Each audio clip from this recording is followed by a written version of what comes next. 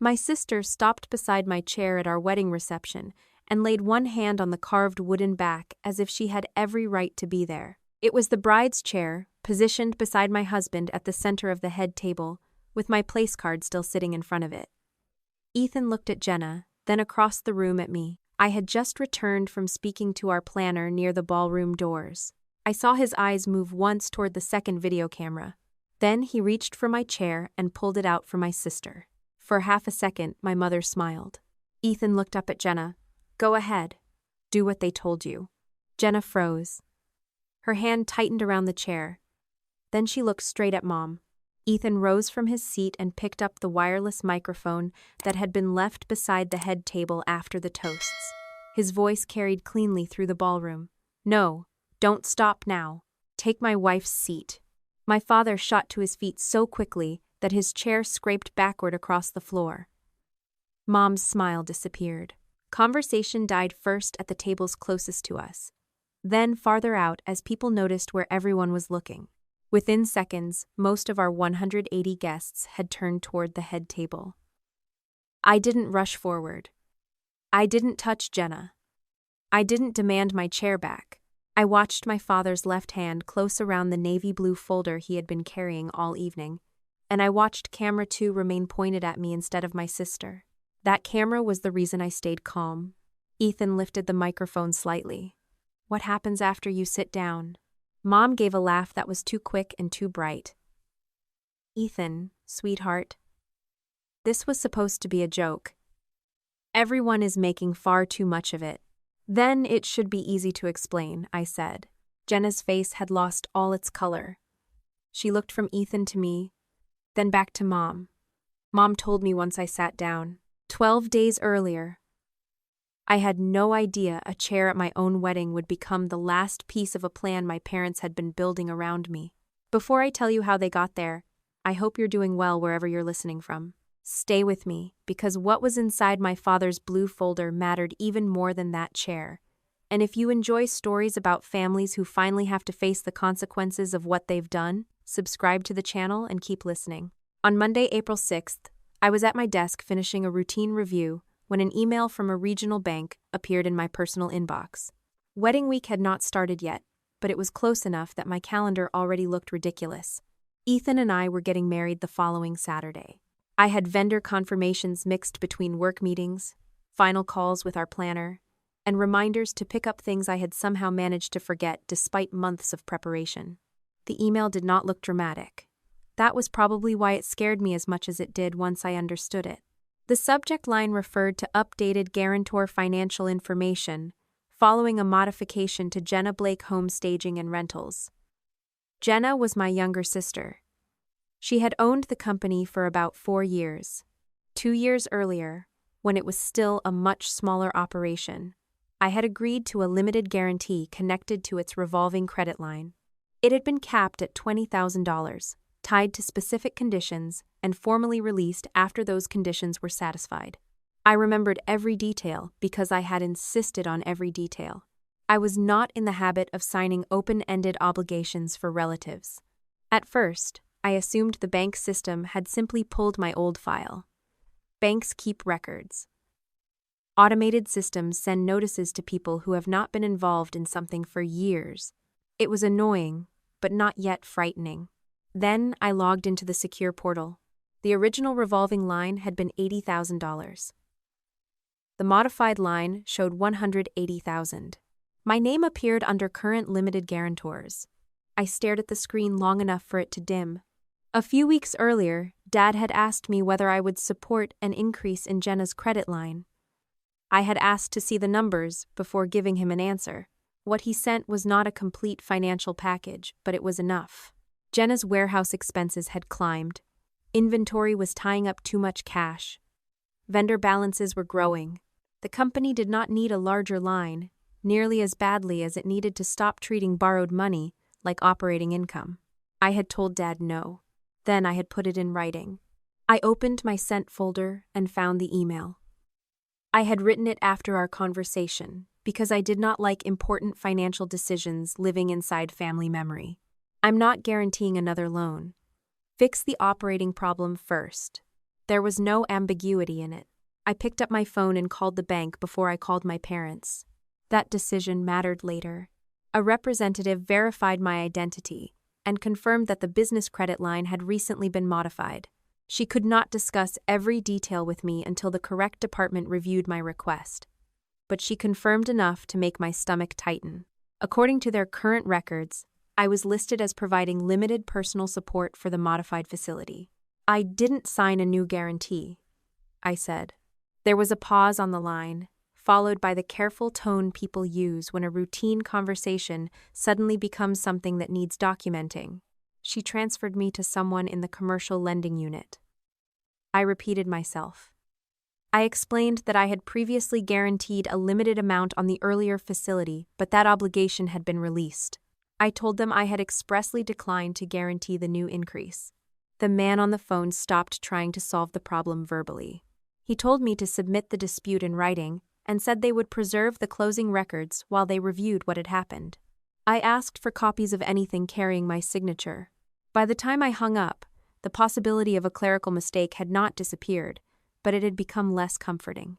I did not immediately call Dad and demand an explanation. That was not because I was afraid of him. It was because I knew enough from my work to understand that once people realize you are questioning a document, their memories can become remarkably flexible.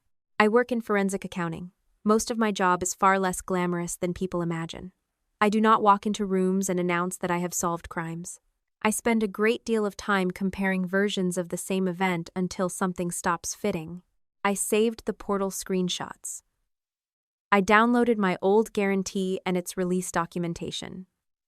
I saved the email where I had refused the new request. Then I wrote down exactly what the bank had told me and when they had told me. Only after that did I call Ethan. He answered on the second ring. "Everything okay?" "No." I heard the change in his breathing before he said anything else. I explained what I had found. Ethan knew about the old guarantee. He also knew I had refused Dad's new request because we had talked about it over dinner the night I made the decision.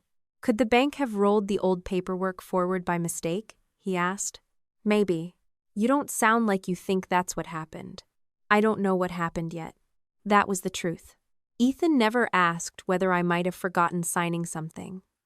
He never asked whether I had said yes to Dad verbally and changed my mind later. He knew me well enough to understand that I might forget where I left my keys. But I did not forget $60,000 financial obligations. "Tell me what you need," he said. "Right now? Nothing. I already disputed it. I want the documents before I start accusing anyone." "Okay. And we're not changing anything about the wedding. Wasn't going to suggest it." I leaned back in my chair and rubbed the place between my eyebrows. I knew marrying a man who doesn't panic easily would eventually become useful. I've been training for this moment. I laughed despite myself, and that small laugh was important. My life was not collapsing. Ethan and I were still getting married. My parents did not get to turn one suspicious bank document into the center of our week before I even knew what it was. The next morning, Tuesday, I sent the bank a formal written dispute. I stated that I had not signed or authorized any new guarantee connected to the modified line. I attached my earlier refusal email and the release from my old limited guarantee. I asked them to preserve the submission records, including the source of the closing documents and any direct confirmations supposedly obtained from me. Then I went to work. That might sound cold, but it wasn't. It was how I kept myself from doing something stupid. By lunch, Mom had texted me asking whether I had finalized the seating for 2 of her cousins. Dad sent a separate message about whether the photographer needed another family list. Neither of them mentioned Jenna's business. I wondered whether they even knew the bank had contacted me. For several hours, I almost hoped they did not. That hope lasted until Wednesday afternoon. The bank sent me a secure copy of the limited guarantee they had on file for the modified credit line. I closed my office door before opening it. The document named Jenna Blake Home Staging and Rentals LLC. It referred to the modified revolving facility. It capped my alleged personal guarantee at $60,000. Near the bottom of the final page was my name. Under it was my signature. I did not gasp. I did not throw anything. My body went very still. I pulled up the guarantee I had actually signed 2 years earlier. The first document had been legitimate. I remembered sitting at my kitchen table with it. I remembered reading the cap twice. I remembered writing the date by hand after signing my name. I remembered Dad teasing me for taking longer to sign $20,000 of limited exposure than most people took to buy a car. I placed the old PDF beside the new one on my screen. I was not a handwriting examiner, and I was not going to pretend 2 signatures looking similar proved how one had been created. What bothered me was something simpler. I knew where I had been when the new document was supposedly executed. I had never seen it. I had never signed it, and I had already said no. I forwarded both versions to the compliance contact handling my dispute, then saved clean copies in a folder that did not live on any family device. My phone rang while I was still looking at the page. Dad. I let it ring twice before answering. Hey, Dad. His voice was unusually casual. Busy? I'm working. I heard there may be a little confusion with Jenna's bank. There it was. A little confusion? The bank called me. Apparently you contacted them. I did. Dad sighed. Not angry yet. More disappointed, as though I had returned a defective appliance without checking with him first. Corinne, this didn't need to become a formal issue. My name is on a guarantee I didn't sign. Silence. Not long. Maybe 2 seconds. But long enough. Then he said, You agreed to support Jenna. No. I agreed to support her 2 years ago under a limited guarantee that was released.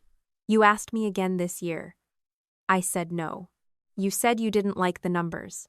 I said I wasn't guaranteeing the debt. Those are not the same thing. I looked again at my refusal email on the screen. They're exactly the same thing. Dad's tone tightened. The business needed the increased line. We were dealing with timing. Everybody understood that. Everybody except the person whose name is on the guarantee. Don't turn this into something ugly right before your wedding. I almost laughed, not because anything was funny, but because I recognized the move. I had asked about my signature. Dad had answered with my wedding. Did you submit this document? I asked. We'll talk when you're not at work. Did you submit it? You always do this. Do what? You get one piece of information, and suddenly everything has to become an investigation. I looked around my office. He was not entirely wrong about that part. It was literally my profession. Someone put my name on $60,000 of debt after I declined to do it. That's enough information for an investigation. Dad exhaled sharply. Your sister has employees depending on her. That doesn't answer my question. You're getting married in 11 days. Can we please act like a family for once? There was the second move. If the facts were uncomfortable, move to loyalty. I am acting like family, I said. I'm giving you the opportunity to answer me directly. Another pause. Then Dad said, We'll discuss it later, and hung up. I sat with the phone still in my hand. Until that conversation, some part of me had continued to believe the bank had created the problem. After it, I wasn't sure anymore. I called Ethan that evening and told him exactly what Dad had said. He didn't deny it? Ethan asked. No. Did he admit it? No. So where does that leave you? Waiting for the bank's records. Ethan was quiet for a moment. And the wedding? The wedding is still happening. Good. I mean it. So do I. I smiled. You're allowed to sound slightly more enthusiastic about marrying me. I am enthusiastic. I'm just trying not to sound happy about the $60,000 mystery attached to your name. Fair. That night, I went through our final wedding schedule while the disputed guarantee sat open on my laptop beside it. Florist arrival, photography, ceremony, cocktail hour, dinner, toasts. For a few minutes, I stared at the seating chart. My chair beside Ethan's, Jenna at a family table with Mom and Dad.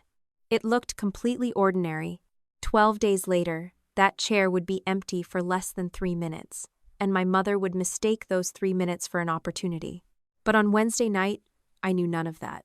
All I knew was that a bank had shown me a document carrying my name, my old relationship with Jenna's business, and a signature I had never put there. And for the first time, I stopped asking whether someone had made a mistake. I started asking who had decided my refusal didn't count. I had spent most of my life being told that Jenna needed more help because she was the one who needed more help. It sounded circular when I finally said it that plainly. But inside my family, it had always been treated as common sense. Jenna cried harder, worried louder, asked for reassurance sooner. I was the child who usually disappeared into my room, solved what I could, and came back when I had an answer. Mom turned those differences into identities before either of us was old enough to understand what identities could cost. Jenna was sensitive. I was capable. Jenna needed encouragement. I could handle myself. For years, I heard that last one as praise. There were good memories between my sister and me. That mattered, because it would have been much easier if there hadn't been. When Jenna was 8, Mom and Dad went through a stretch when they fought quietly after they thought we were asleep. Jenna would appear in my doorway holding a pillow, pretending she had only come in because my room was warmer. I always moved over. When she was 19 and called me from college, convinced she had ruined her entire future because she'd failed a statistics exam, I stayed on the phone with her until almost 2 in the morning. I didn't call Mom. Jenna had specifically asked me not to. I helped her find tutoring, told her one bad grade was not a life sentence, and made her promise to sleep before deciding she was doomed. Those memories were not sacrifices I resented. They were ordinary things sisters did for each other. I had never raised Jenna. I had never paid her rent, put her through school, or built my life around cleaning up after her. I loved her, but I also had my own career, my own friends, my own apartment before Ethan and I bought our house, and eventually my own marriage to plan.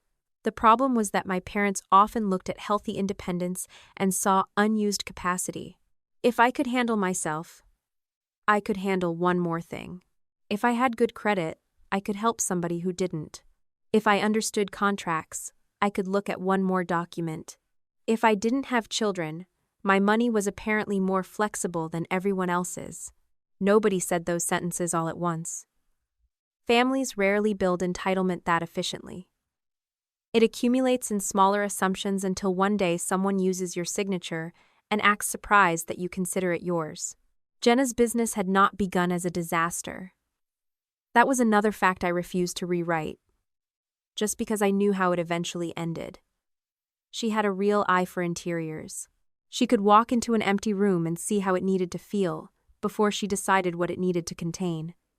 She understood how buyers reacted to scale, color, light, and space. More importantly, she could sell. Realtors liked her. Clients remembered her. She was good on camera without seeming rehearsed, which helped when she started posting before and after videos online. When she told me in 2022 that she wanted to start Jenna Blake home staging and rentals, I did not laugh, warn her off, or tell her to get a safer job. I asked her to show me the numbers. "You've been waiting your whole life to say that, haven't you?" she'd joked. "I've been waiting my whole life for somebody to show me numbers before asking what I think." She had brought her laptop to my place on a Saturday afternoon. Her first model was rough, but not absurd. Startup costs were manageable. She planned to lease most of the larger pieces at first, rather than own everything, use contractors instead of hiring too quickly, and target 3 real estate teams she already had relationships with. I spent maybe 90 minutes with her. I pointed out that her insurance estimate looked low, that she had underestimated storage costs, and that her cash reserve assumed every client paid on time. Jenna leaned back in my kitchen chair and stared at me. "Can you just say it's a good idea?" "It is a good idea." "Then why did you spend the last hour telling me what's wrong with it?" "Because you asked me to tell you whether the business could work, not whether the mood board was pretty." She laughed and threw a napkin at me. "That was how we used to be." The business grew. Not explosively, but steadily enough that Jenna gained real confidence. She landed a few developers, then started buying more inventory because owning furniture gave her better margins than renting it from third parties. She took a small warehouse. She hired a coordinator. She built a website that looked far more expensive than it was. Mom became her loudest promoter, posting every magazine mention and client testimonial as if Jenna had personally reinvented real estate. Dad liked the numbers when they were moving up. In 2024, Jenna's business opened an $80,000 revolving line of credit with the same regional bank that later emailed me. The bank wanted additional support because the company was still young. Dad agreed to personally guarantee the full obligation. He asked me whether I would provide a limited guarantee capped at $20,000 for a defined period. I did not immediately say yes. I reviewed the documents. I spoke with the bank directly. I made sure the guarantee was capped and that the release conditions were in writing. I knew exactly what I was putting at risk and exactly what would end it. Dad had smiled when he watched me read the paperwork. You know, most people don't study $20,000 this hard. Most people aren't giving $20,000 to their younger sister's LLC if something goes wrong. It's not going to go wrong. Then you shouldn't mind me reading. He hadn't. That part was important too. Dad in 2024 had not behaved like a man who believed my consent was optional. He had asked. I had agreed. The business met the required conditions. The exposure was reduced as planned, and my limited guarantee was formally released. I kept the release letter because I keep documents. It was not paranoia. It was the same reason I kept warranties and closing statements and emails that confirmed significant decisions. At the time, everyone treated that transaction as finished. I certainly did. The trouble began after Jenna started doing well enough to convince everyone she was ready to become much bigger. By 2025, she had more projects than she could comfortably stage with her existing inventory. Realtors wanted faster turnaround. Jenna wanted control over more of the furniture rather than competing with rental vendors. She signed a lease on a larger warehouse and bought heavily. Sofas, dining sets, lamps, art, rugs, beds, tables, decorative pieces. When you saw photographs of the space, it looked like proof of success. What photographs did not show was how much cash was sitting still. I noticed that before the family did. But noticing something is not the same as being invited to manage it. At Thanksgiving that year, Dad mentioned that Jenna had doubled her inventory. Mom corrected him. More than doubled. Jenna smiled. We had to. I'm turning down projects otherwise. I asked one question. How quickly is the inventory turning? Dad gave me the expression I had seen since childhood whenever I introduced a number into a celebration. Can you let her have one good dinner? I looked at Jenna. Are you worried about it? She shrugged. Not really. Some pieces turn faster than others. Then, I'm not worried either. And I let it go. That was what my family tended to forget later. I did not spend my life hovering over Jenna's shoulder waiting to be right. I did not monitor her bank account. I did not demand access to her business. If nobody asked for my help, I went home. By early 2026, though, Dad started asking questions that told me something had changed. First, he asked whether lenders usually cared more about revenue growth or free cash flow when increasing a business line. Then he asked how much weight a bank would give a personal guarantor with strong credit. A week later, he asked whether a limited guarantee really mattered if the business itself was doing well. I remember standing in our kitchen while Ethan chopped vegetables for dinner and holding the phone away from my ear long enough to look at him. Your dad? He asked. I nodded. Money? I nodded again. Ethan went back to chopping. Dad finally stopped circling the question. Jenna wants to increase the line. How much? From 80 to 180. I leaned against the counter. That's not a small increase. She's growing. Maybe. Send me the financials. There was a short pause. Why? Because I assume you're about to ask me something. He laughed, but not naturally. I was just wondering whether you'd be willing to do something similar to what you did before. No. I said it before he could dress it up. Dad went quiet. You haven't even seen the numbers. Then send them. But if you're asking whether I'm automatically repeating a guarantee because I did one 2 years ago, the answer is no. He sent me a summary package the next day. It was not everything I would have wanted if I were conducting a formal review, but it was enough for the decision he was asking me to make. Revenue had grown, but so had nearly every cost that mattered. Warehouse rent was higher. Inventory purchases were heavy. Vendor payables had stretched. Cash on hand was thinner than the revenue line suggested. There were signs that credit was no longer helping the company grow so much as helping it avoid slowing down. I called Dad. "I'm not signing another guarantee." He sighed. "You accountants always think every growing business looks unhealthy." "No.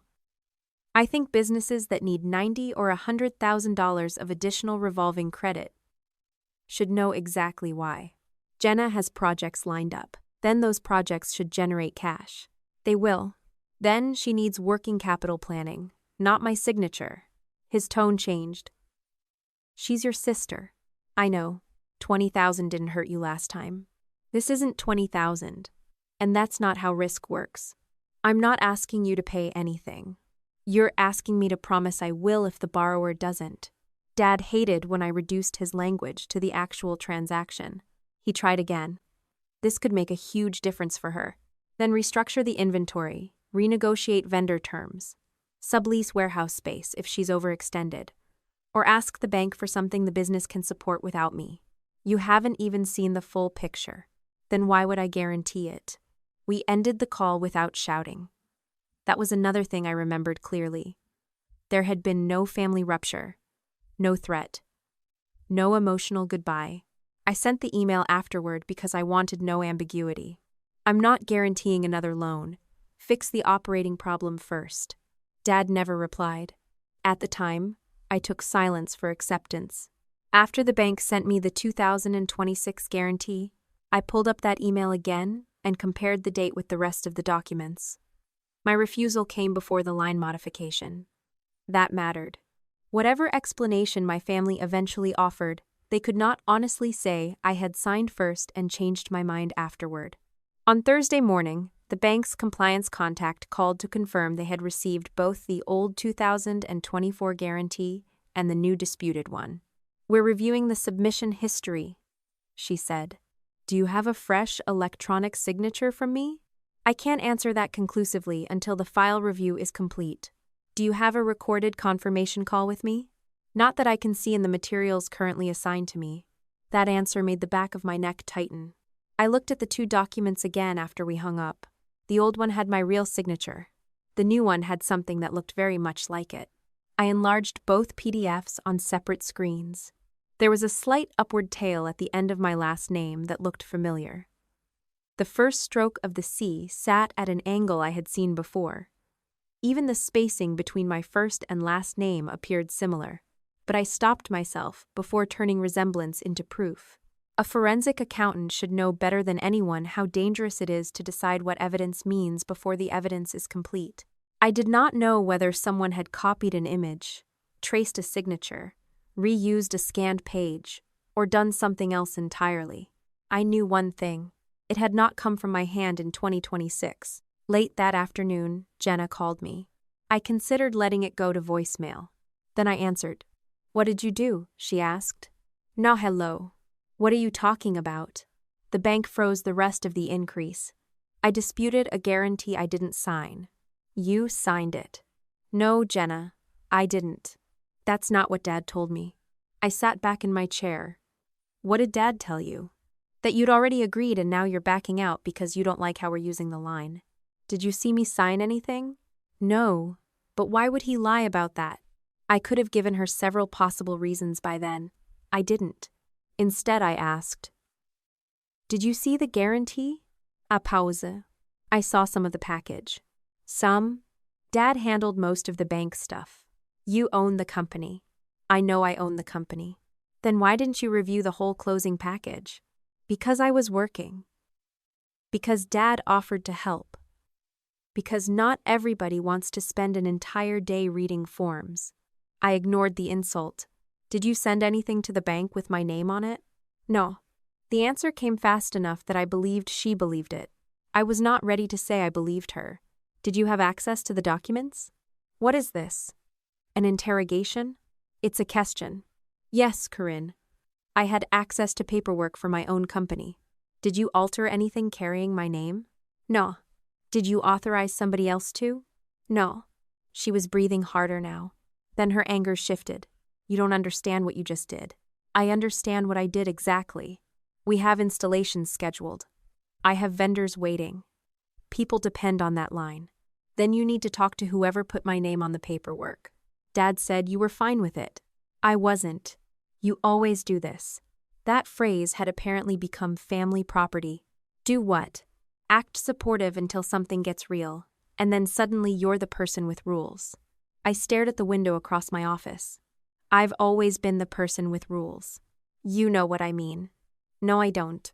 You helped me before. There it was. Not accusation. Expectation. You helped me before, she repeated. You told me the business was good. It was. So what's different? Your numbers. She made an irritated sound. You don't even know everything that's going on. Then why are you asking me to guarantee it? Dad said you already did. We had looped back to the only sentence that mattered. I lowered my voice. Jenna, listen carefully. I did not sign that document. For the first time since the call began, she went quiet. I continued. I'm not asking you to believe I'm smarter than Dad. I'm not asking you to choose sides. I'm telling you a factual thing about my own hand. I did not sign the guarantee the bank sent me. Her answer was smaller than everything she'd said before. Then I don't know what's happening. Neither did I, but for the first time, I heard fear underneath her anger. I almost asked her whether she wanted me to come over. That instinct surprised me. It was the same part of me that remembered the 8-year-old with the pillow and the 19-year-old crying over a statistics grade. Then Jenna said, if the bank kills the increase because of this, people could lose their jobs. And the old machinery slid back into place. My boundary became somebody else's emergency. Jenna, don't do that. Do what? Make me responsible for what happens because somebody used my name without permission. I'm saying there are consequences. I know. For everybody, not just you. I know that too. Then why can't you just wait until after the wedding before blowing everything up? I closed my eyes. The bank contacted me. That doesn't mean you had to freeze anything. I didn't freeze your line. I disputed my guarantee. The bank decided what to do while they review it. Sama result. No. Not the same responsibility. She was silent again. Then she said, Dad is going to be furious that we're talking about this. That sentence caught my attention. Why? Because he told me he'd handle it. Handle what? The bank. No. Why would he care whether you and I discuss documents for your company? I don't know. He's stressed. Jenna. What? How bad are things? Another pause. Not as bad as you're making them. That was not an answer. Are vendors late? We have normal timing issues. How many? I am not sending you my accounts payable. I didn't ask you to. You were about to. No. I'm asking whether the business is under more pressure than Dad told me when he asked for the guarantee. She did not answer. That silence stayed with me long after we hung up. The next day, I went back through everything I had saved. Old emails. My guarantee release. Dad's request. My refusal. The bank's secure messages. The new guarantee. I made myself a timeline. Not because I planned to prosecute my family on a whiteboard. Because chronology is one of the simplest ways to strip emotion away from a dispute. Dad asked. I requested numbers. I refused. The line was modified anyway. A new limited guarantee appeared with my name. Jenna believed I had agreed. Dad would not answer whether he had submitted the document. Those facts could still lead to more than one explanation. But the explanations were getting fewer. My phone buzzed while I was working. It was Jenna. I expected another argument. Instead, she'd sent one line. If you want the truth, ask Dad why he told me never to open the full lender packet. I read it twice. Then a third time. That was the moment I stopped wondering whether Jenna was hiding the whole secret. I started wondering what my father had been afraid she would see. Jenna's message sat on my screen for less than a minute before I called her. She answered on the 4th ring. What did he tell you not to open? There was no point pretending I was calling to say hello. Jenna exhaled. I could hear movement behind her, then the hollow echo of what sounded like the warehouse. I don't know what you mean. You just texted me. I know what I texted. Then tell me. Pause. There was a lender packet on Dad's desk a couple of weeks ago. I asked if it was the final paperwork for the increase. He told me he'd already handled everything and I didn't need to go through it. That's not the same as telling you never to open it. He took it out of my hands. That changed the sentence. What exactly did he say? Jenna was quiet long enough that I heard a cart rattle somewhere near her. He said, "Don't start digging through that. I have it handled." Then he put it in his briefcase. "Did you see my name anywhere?" "I told you. I saw part of the paperwork." "Which part?" "The line increase, the amount, the business information." "I wasn't looking for you." "Did you sign anything?" "Yes, Corinne. Obviously, I signed things for my own company." "Did Dad send the package?" "I think so." "You think?" "He was dealing with the bank more than I was." "You own the company." "I know that." "Then stop saying it like I'm insulting you and answer the question."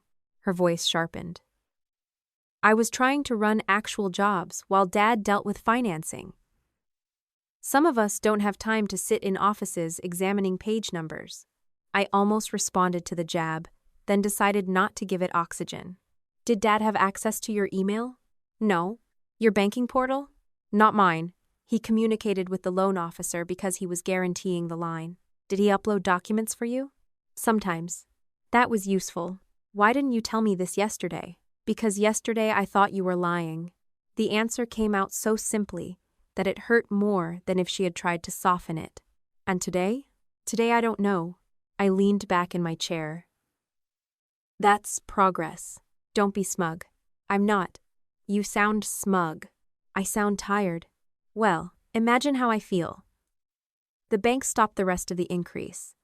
"I have vendors calling me. And now you're asking if Dad used your name." "I'm not asking if he did. I'm asking how the paperwork moved." "Same thing." "No, it isn't." That distinction was becoming the center of my week. Everyone around me wanted conclusions before they wanted facts, but only when the conclusion protected the family. I asked, "How much of the increased line had you already used?" Jenna went silent. "Yinna, I don't know the exact number." That answer from a business owner worried me more than almost anything she had said. "How can you not know?" "Because we had multiple draws." "How much?" 50, maybe 55,000? "Yes." I closed my eyes. The original line had been 80,000. The increase took it to 180. If she had already drawn another 55 before the bank stopped additional access, this was no longer a hypothetical facility my name happened to be attached to. Money had moved. "What did you use it for?" "Vendors." "Inventory." "Warehouse." "Payroll timing." "Payroll timing?" "Not payroll itself. Timing." That phrase does not make me feel better.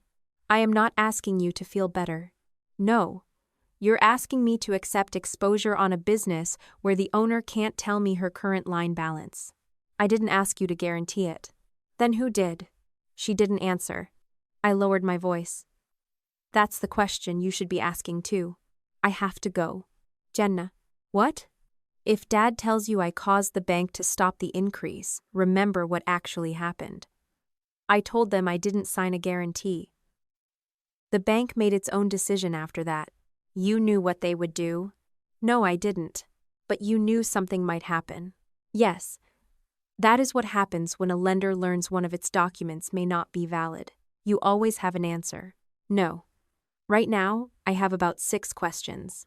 She hung up. I wrote down what she had told me before I could lose the exact wording. Dad had handled most of the bank communication. Dad had physically taken the packet from Jenna. Dad had submitted documents before. Jenna had already drawn roughly $55,000 from the increased capacity. None of that proved he had created the guarantee bearing my signature. But it made his refusal to answer me directly harder to ignore. The next morning, the bank's compliance officer called. Her name was Marlene Price.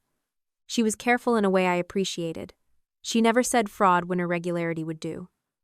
She never promised an outcome before the file review was finished. She spoke like someone who understood that premature certainty creates its own problems. "We've completed the initial review of the account activity," she said. "I want to clarify where things stand." I opened my notebook. The modified revolving line was completed earlier this month. Some additional funds were advanced before your dispute was received. We have temporarily suspended further draws against the incremental availability while we review the guarantee documentation. So the business still owes what it already drew. Yes.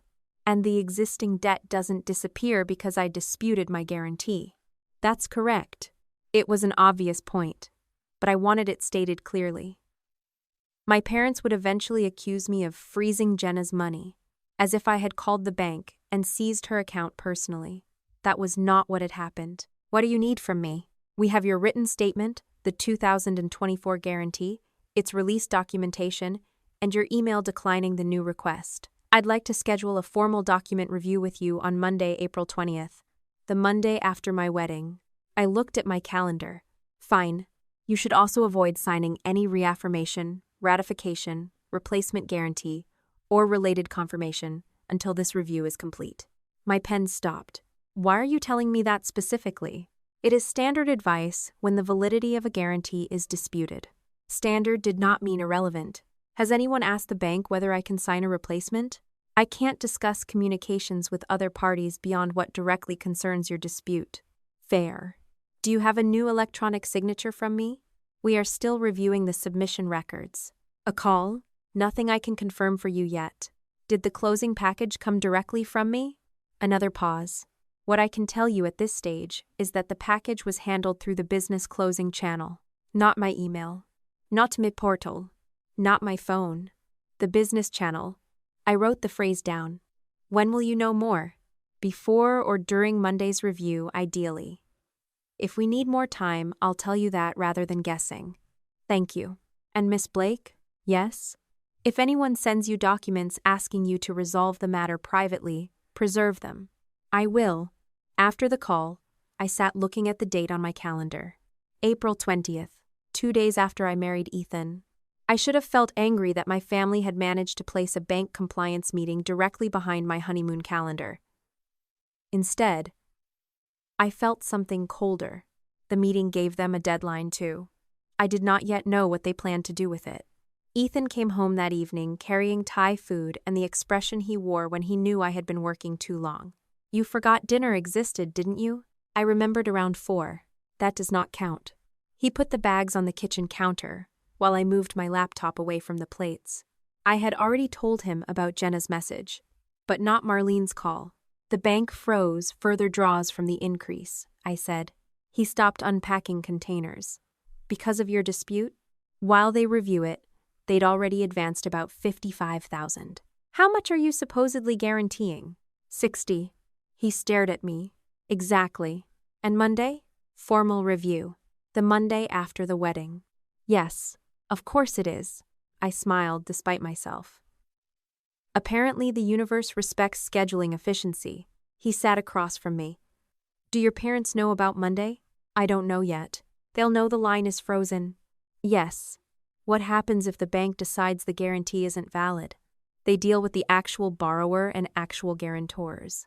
Dad guaranteed the business. Ethan opened a carton but didn't eat. So, if your name comes off, the problem doesn't vanish. It moves back onto the people who actually signed. That's one way to put it, and that gives them a reason to want you to stay on. Yes. He absorbed that for a moment. Then he said, You already protected yourself, right? It was such an Ethan question, not, Are you going to be okay? Not, What if your parents get upset? The practical point. Yes. Written dispute. Documents preserved. Bank knows I deny signing it. Good. You sound disappointed that I did all the responsible things without you. I was hoping for one dramatic emergency where I could burst through a door. You can carry the wedding favors. That's not the same. It's the role available. We ate at the kitchen counter, and for 20 minutes we talked about the wedding instead of my family. One table assignment had changed because a cousin's boyfriend was coming, after all. Our planner needed the final head count by the next morning. Ethan's best man had lost his cufflinks. None of it mattered compared with a disputed guarantee, which was exactly why it mattered so much to me. I did not want my parents to make this the only story happening in my life. The next day, Dad called. This time, I answered knowing more than he knew I knew. The bank has stopped the rest of Jenna's line, he said without greeting. They suspended further draws while they review my dispute. You knew that would happen. No. You're a forensic accountant. I'm not the bank. You knew they would react. I knew they might. He exhaled. Same thing. No. Corinne, people are depending on that business. There it was again. Not my signature. Not the document. Employees. Vendors. Yenna. Family. Everybody except the person whose name had been used. Who submitted the guarantee? I asked. Dad ignored the question. Jenna has projects scheduled through next month. Who submitted it? You have no idea what you just set in motion. Who submitted the document with my name on it? Why are you talking to me like I'm one of your suspects? Because every time I ask a direct question, you answer a different one. That is not how families talk to each other. I looked down at the notes from Marlene's call. Did the closing package come through you? I handled some of it. Did you send my guarantee? I handled the financing. Did you send that document? Dad went silent. Then, instead of answering, he said, Your mother is sick over this. I almost admired the efficiency. One move from Jenna's payroll. One move from the family. Now Mom's feelings. Dad, what? If you think I signed it, say that. You agreed to support Jenna. That is not what I asked. You supported her before. That is also not what I asked. I am not doing this with you while you're in one of these moods. I looked around my quiet office. What mood? The one where you decide you're the only adult in the room. I let that sit. Then I said, The bank has a formal review scheduled Monday after the wedding. The silence on his end changed. Not longer. Sharper. Why? To review the disputed guarantee. You scheduled that? They did. You couldn't wait? No. Until after the wedding? It is after the wedding. You know what I mean. I did. He wanted more distance, more time, or another opportunity. At that point, I did not know which. Dad, if your position is that I signed the guarantee, Monday should help establish that. He said nothing. If your position is that I didn't sign it but should sign something now, the answer is no. That's not what I said. Good. His voice hardened. You're making this much bigger than it needs to be. I didn't make the document. He hung up. I sat with the phone in my hand and thought about what he had not said. He had not said, I saw you sign it. He had not said, You signed at my office. He had not said, Jenna watched you. He had not said, the bank made an error. He had said the business needed the money. That was a different defense. By Friday afternoon, I knew Mom had started calling people. I learned that from my Aunt Denise. She called me while I was leaving work. I don't want to get in the middle of anything, she began. That sentence has probably never been followed by someone staying out of the middle of anything. I'm listening. Your mother is worried. I know. She says Jenna's credit line has been frozen. Further draws on an increase have been suspended. Denise paused. I don't really know the difference. That's okay. She said this happened because you contacted the bank. That part is true. Why now? I stopped beside my car. Because the bank contacted me now. About what? I considered how much to tell her. The dispute involved my private financial information. I did not want to circulate bank documents through my extended family like campaign literature. My name appeared on a guarantee I didn't sign. Silence. Then Denise said, Oh. It was the first response all week that sounded proportionate. I told the bank, I continued. They decided to review it. Your mother said you had agreed to help Jenna. I didn't agree to this. She made it sound like you changed your mind. I have an email where I declined before the paperwork was submitted. Another pause. Have you shown Linda? She already knows I said no.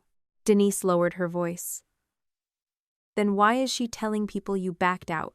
That question landed differently because it came from someone outside the fight. I don't know. She sounded very upset. I believe you. She said Jenna might have to cancel projects. That may be true. And you're still going ahead with the bank thing? I leaned against my car. There is no bank thing for me to drop. My name is on an obligation I did not authorize. I'm not saying you should pay it. Then what are you saying? I'm saying maybe this could be handled inside the family. There it was. Mom had done something clever. She had not needed to convince Denise that I signed the guarantee. She only needed to convince her that whatever happened, keeping the peace was partly my responsibility. Aunt Denise, Whoever put my name on a bank document already took it outside the family. She sighed. I just hate seeing everyone like this right before your wedding. So do I. Your mother thinks you're angry at Jenna. I'm angry that my name is on a document I didn't sign. She says you've always thought Jenna was irresponsible. I think Jenna owns a business with cash flow problems. That is not a moral diagnosis. Denise gave a small laugh despite herself. You really do talk like an accountant. I've been accused. We ended the call without fighting, but I sat in my car for several minutes afterward. Mom had called at least one relative, probably more. She had not told Denise a blatant lie. That was what made it effective. Corinne contacted the bank. True. The bank restricted new access. True. Jenna's business might suffer. True. The wedding was days away. True. What Mom left out was the only fact that changed the meaning of all the others. I had not signed the guarantee. By Saturday morning, 2 cousins had sent me vague messages about not letting money come between family. Neither asked what had happened. I typed a long reply to the first one, then deleted it. I drafted a shorter version. Deleted that too. I could feel my professional instincts trying to solve a social problem with documentation. Part of me wanted to create a neat packet. Dates, emails, release letter, bank notice. Page 1. Here is why I'm right. But my relatives were not compliance officers. Most of them did not need the evidence. They needed permission to believe whichever version required the least disruption. That realization irritated me more than it should have. I still believed truth mattered. I was beginning to understand that truth and persuasion were not the same thing. Ethan found me sitting at the dining table with my phone face down. Another cousin? Aunt Denise yesterday, 2 cousins today. Your mother? Looks like it. What are you going to do? Nothing. He raised an eyebrow. For now, I added. That sounded difficult for you. Extremely. He sat opposite me. You don't have to put them all on trial before the wedding. I know. You also don't have to convince them. That was harder. I know. He watched me for a moment. You said that differently. I'm practicing. He smiled. My phone buzzed. This time, it was Jenna. I expected another accusation. Instead, she wrote, Dad says you're trying to destroy the company to prove you were right. I stared at the message. Then another appeared. Mom says you've been waiting for me to fail. I felt something colder than anger move through me. Neither statement was about the guarantee. Both were about motive. That was what they were building. A reason for everyone to stop asking what had happened and start asking what kind of person I was. I called Jenna. She answered immediately. Do you believe them? I asked. I don't know. That isn't an answer. It's the only one I have. Did I ever tell you I wanted your business to fail? No. Did I ever tell you not to start it? No. Did I refuse to help you in 2024? No. Then what evidence do you have that I've been waiting for this? She sounded angry again, but less certain. You never liked how I ran things. That is not the same as wanting you ruined. Dad says you're using the bank to punish me. Dad is welcome to explain why the bank has a guarantee I didn't sign. Stop saying that like it solves everything. It solves one important question. No, it doesn't, because there are employees and vendors and contracts and those things are real. They still do not make my signature available. Silence. Then she said, I saw the paperwork. You saw some of it. Yes. Did you see me sign anything? No. Did I tell you I was guaranteeing the increase? No. Then why are you more certain about my consent than I am? That finally stopped her. I let the silence sit. Then I asked, how many invoices are late? What? You told me yesterday there were normal timing issues. How many? That's none of your business. You're right. She sounded startled. I continued. It becomes my business only when somebody attaches my money to it, so if you don't want to tell me your payables, don't. But stop using consequences I wasn't allowed to evaluate as a reason I should accept a guarantee I didn't sign. You make everything sound so simple. No, I make the boundary simple. She did not answer. I almost ended the call. Then she said quietly, there are more late vendors than Dad knows. I stayed still. How many more? I'm not giving you the list. You don't have to. I was going to catch up when the increase came through. Does Dad know you were behind? Not all of it. There it was.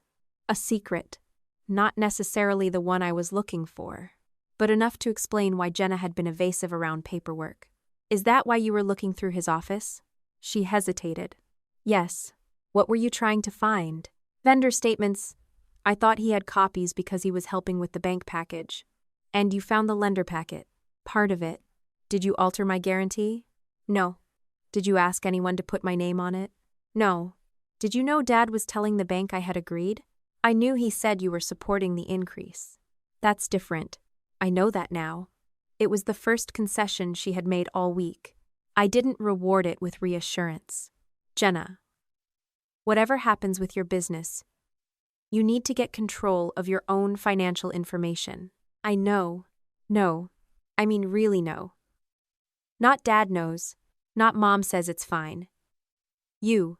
I said I know. Her voice cracked slightly at the end. I could have softened.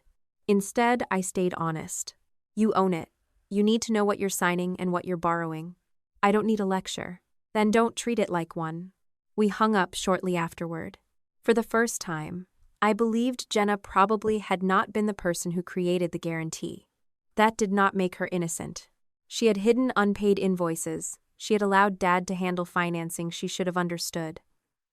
She had believed his version of my consent because it was convenient. But those were different failures. I was learning to separate them. That afternoon, I updated my timeline again. The bank package came through the business channel. Dad handled much of the submission. Jenna had access to some paperwork but had been told not to review the full packet. Jenna was hiding late vendors. Mom was calling relatives before anyone had established what happened. Dad would not answer whether he submitted my guarantee. I looked at the list for a long time. Then a new email arrived from Marlene at the bank. It was brief. Their preliminary file review had not located any fresh electronic completion from me, any new direct email acknowledgement from my address, or any recorded confirmation call authorizing the 2026 guarantee. The closing documents had been submitted through the business channel. I read the message twice. It still was not proof of exactly who had placed my signature on the document, but it removed almost every innocent path by which my name could have gotten there. And when I thought back to Dad taking the lender packet out of Jenna's hands, I no longer wondered why he had wanted her away from it. I wondered what else was inside. By Sunday morning, I had stopped asking myself whether the bank had made a mistake. The question had become narrower and uglier. The closing package had come through the business channel. There was no new electronic signature from me, no confirmation call, no email from my address authorizing the guarantee. Jenna had seen only pieces of the paperwork. Dad had handled the financing. Every path kept bending back toward the same person, and yet I still did not have the one thing I wanted. A direct answer from him. I called Dad before breakfast. He answered quickly enough that I suspected he'd been expecting me. "What now?" he asked, which was an interesting greeting from a man who supposedly had nothing to hide. I told him the bank had confirmed there was no fresh acknowledgement from me, and asked again why Jenna had been told not to review the lender packet. He gave the same answer he'd given every time the subject got close to him. Because Jenna doesn't understand financing the way you do. I looked out the kitchen window while Ethan made coffee behind me. She owns the company. Dad sighed. She understands the business. That doesn't mean she needs to get buried in lender paperwork. I asked whether the lender paperwork contained my guarantee. He said, "Corinne, you are deliberately making this more sinister than it was." I had heard versions of that sentence my entire life. If someone did something questionable, asking exactly what happened was somehow more offensive than the questionable thing. "Then make it less sinister," I said. "Tell me who submitted the guarantee." Dad's voice hardened. "I've told you I handled the financing." "That's not an answer." "It's the answer you're getting." I almost pushed harder, but I stopped. I had finally learned that repeating the same question to someone committed to not answering it did not make you persistent. Eventually, it only taught them which parts of the truth mattered most to you. When I hung up, Ethan slid a mug toward me. "Productive?" he asked. He still thinks answering a different question counts. Ethan leaned against the counter.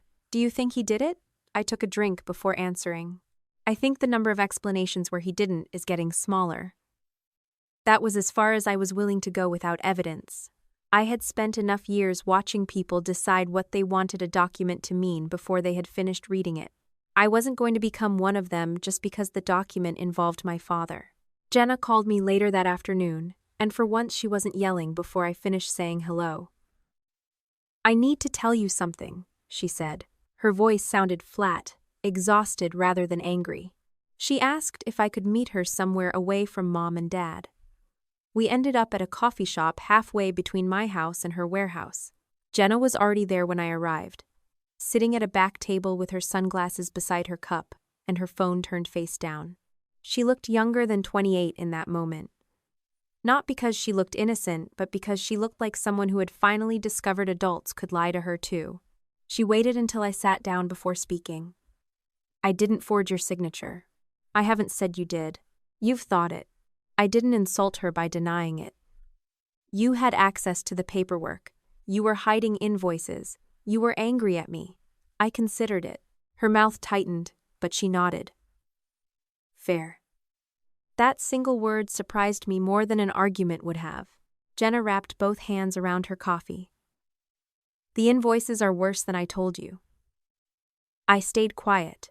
She glanced toward the front window, as if checking whether anyone had followed her, then said, I have vendors who are 60 days out, a couple are worse. I kept thinking the next round of installations would catch us up. Then one developer delayed payment, and we had all this furniture sitting in the warehouse, and Dad said the increased line would give us room to breathe. How long have you known? That cash was tight? Months. That it was this tight? I don't know. Maybe 6 weeks. Does Dad know? Not all of it. Does Mom? Jenna gave me a look. Mom knows whatever Dad decides Mom needs to know. That was more perceptive than I had expected from her. I asked why she had been looking through Dad's office. She admitted she had gone there searching for copies of vendor statements and the line package because she'd started worrying that he knew more about her own business than she did. I saw your name on one page, she said. Not the signature page, just your name. And what did he say? That you had agreed, that he'd already spoken to you, and that I needed to stop panicking over paperwork because the increase was handled. Jenna stared down at the table. I wanted to believe him. There was the part I understood. Not agreed with. Understood. Why? Her laugh had no humor in it. Because the alternative was that my business was in worse shape than I thought, and my father was lying to me while my sister was telling the truth. That wasn't the only alternative. It felt like it. I studied her face. Did you ever see Dad alter a document? No. Did you ever see him copy my signature? No. Did you ever ask him to? No. Did Mom? I don't know. That was the first time Jenna had answered one of my questions, without immediately defending our parents. She took a breath. I still think you could have handled the bank differently. I almost smiled. There she is. I'm serious. So Anne, you knew freezing the rest of the line would hurt me. I knew disputing my guarantee might affect the line.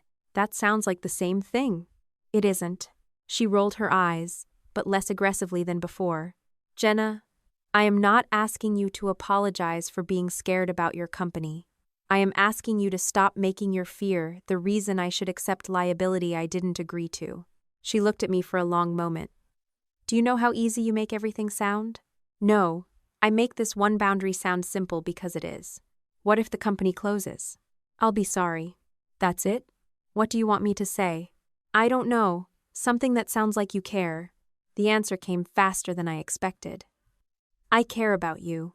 I am not going to prove it by accepting a forged guarantee. The word forged landed between us. Jenna flinched. You don't know that yet. No.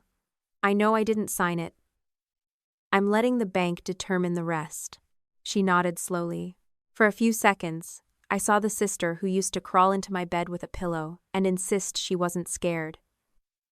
Then she reached for her phone, and the moment disappeared. Before we left, Jenna said, Dad told me not to talk to you about any of this. Why?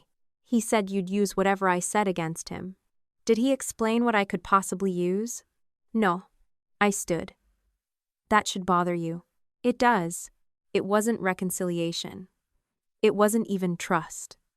But it was the first crack in the version of events my parents had handed her. Mom responded to that crack by working harder on everyone else. I discovered how much harder over the next 2 days. My cousin Melissa texted me Monday morning to say she was praying we could all put the money stuff aside for the wedding.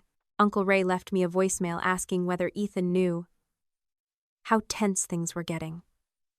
Aunt Denise called again, this time sounding embarrassed.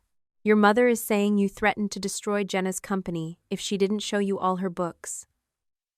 I stopped walking in the middle of the grocery store parking lot. I never said that. I didn't think you did. Did Mom say I used those words? Denise hesitated. She said that was basically what you were doing. Basically. It was an efficient word. It let someone transform a fact without technically quoting you. I asked Denise what else Mom had said. She told me Linda was telling people the bank issue had started because I had suddenly withdrawn support from Jenna during wedding week. She had mentioned Jenna's employees. She had mentioned how hard Dad had worked to help both daughters. She had mentioned that I had always been critical of Jenna's business. None of those statements, taken alone, sounded outrageous. Together, they created a story in which I was punishing my younger sister because I wanted to be proven right. What Mom wasn't telling anyone was that my written refusal predated the modified line. I considered sending Denise the email, then I didn't. I considered sending it to Melissa. I didn't do that either. It took more discipline than I wanted to admit. My instinct was still to correct the record one person at a time. I could imagine the folder. My refusal email. My release letter. The bank's secure message. A neat timeline. I could make it impossible for anyone reasonable to misunderstand. The problem was that Mom wasn't appealing to reason. She was appealing to loyalty. Every relative she called received a slightly different version built around the same emotional center. Jenna was in danger. Dad was trying to save her, and I had chosen the week of my own wedding to make everything harder. I finally told Denise, I'm not going to send private bank records around the family. If Mom wants to keep discussing my finances with people, that's her decision. But the only thing you actually need to know is that I did not sign the guarantee. Denise was quiet. I believe you. Thank you. But your mother says... I know what my mother says. That was the end of the conversation.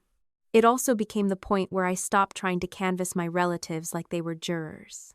That decision did not make me feel peaceful. It made me feel exposed. There is a particular frustration in knowing someone is telling a distorted version of you and choosing not to chase it from room to room. It can feel like surrender even when it isn't. I had to remind myself that refusing to spend my wedding week litigating my character with cousins I saw 4 times a year was not weakness. It was triage. Wednesday evening, 4 days before the wedding, I went to Mom and Dad's house to pick up a box of place cards and family photo notes Mom had insisted on organizing. Ethan offered to come with me, but I told him I'd be 15 minutes. I didn't want every interaction with my parents to turn into a delegation. Dad's car was in the driveway. Mom opened the door before I rang. Finally, she said, I've been texting you. I've been working. You're always working. Where's the box? She frowned at me, then pointed toward the dining room. On the table, Dad was sitting at the far end with papers spread around him. He had a navy blue folder open beside his laptop. I registered it only because the colors stood out against the white pages. The moment I entered, Dad closed it and placed his hand on top. I stopped. He looked up. What? Nothing. You're staring at a folder. Mom came in behind me. It's wedding paperwork. I looked at her. Dad has wedding paperwork? He's helping me with some things. Dad slid the folder closer to himself. Do you need something? The place cards. Mom handed me the box. I could have asked to see the folder. I could have walked around the table and tried to read what was inside. I did neither. If it was actually wedding paperwork, grabbing for it would make me look ridiculous. If it wasn't, I wanted to know why Dad thought he needed to keep it closed. Mom crossed her arms. Are you really going through with that meeting Monday? The bank review? What other meeting would I mean? Yes. Her jaw tightened. 2 days after your wedding. The date wasn't my choice. You could ask them to move it. I could. I'm not going to. Why are you doing this? I looked at Dad. That's a great question. Mom followed my gaze. Don't start. I haven't. Dad leaned back in his chair. The bank issue is going to be fixed. By whom? Corinne. What? You were going to help eventually. The room became very quiet. He had used the phrase before, but this time he said it as if it explained something. I set the box of place cards back on the table. Eventually, Dad's face changed slightly, the way it did when he realized a casual sentence had become evidence. You've always helped Jenna when things got serious. That doesn't answer what I asked. You knew the company needed support. I knew you wanted support. Same difference. No. Mom stepped in. Can we please not do this here? I almost laughed. In your house? You know what I mean. Dad rubbed his forehead. Corinne, you said you wanted to see the numbers. I showed you the numbers. And I said no. You said you didn't like the structure. I said I wasn't guaranteeing another loan. You were going to come around. That sentence did more than any accusation could have. Not because it proved he had forged anything. It didn't. But it showed me the permission structure inside his head. My no had not been a decision. It had been a delay. I said, eventually is not the same as already. Dad stood. Not violently. Not dramatically. He just stood, closed his laptop, and put the Navy folder under one arm. You are obsessed with wording. When wording puts me on $60,000 of debt, yes. Mom said, lower your voice. I hadn't raised it. Dad walked toward the doorway. I stopped him with one question. If you really believed I was going to agree eventually, why didn't you wait? He looked at me. For a second, I thought he might finally answer. Instead, he said, because Jenna didn't have eventually. Then he left the room carrying the Navy folder. Mom watched him go. I turned to her. Do you know what's in that? Yes. The answer came too fast. What? Wedding paperwork. What kind? For Saturday. That's not what I asked. Corinne, stop interrogating everybody. There it was again. The question was the offense. I picked up the place card box. Mom stepped closer. Your father is under more pressure than you understand. Then he can explain the pressure. Not everything is a forensic investigation. No. But a guarantee with my name on it is. Her face tightened.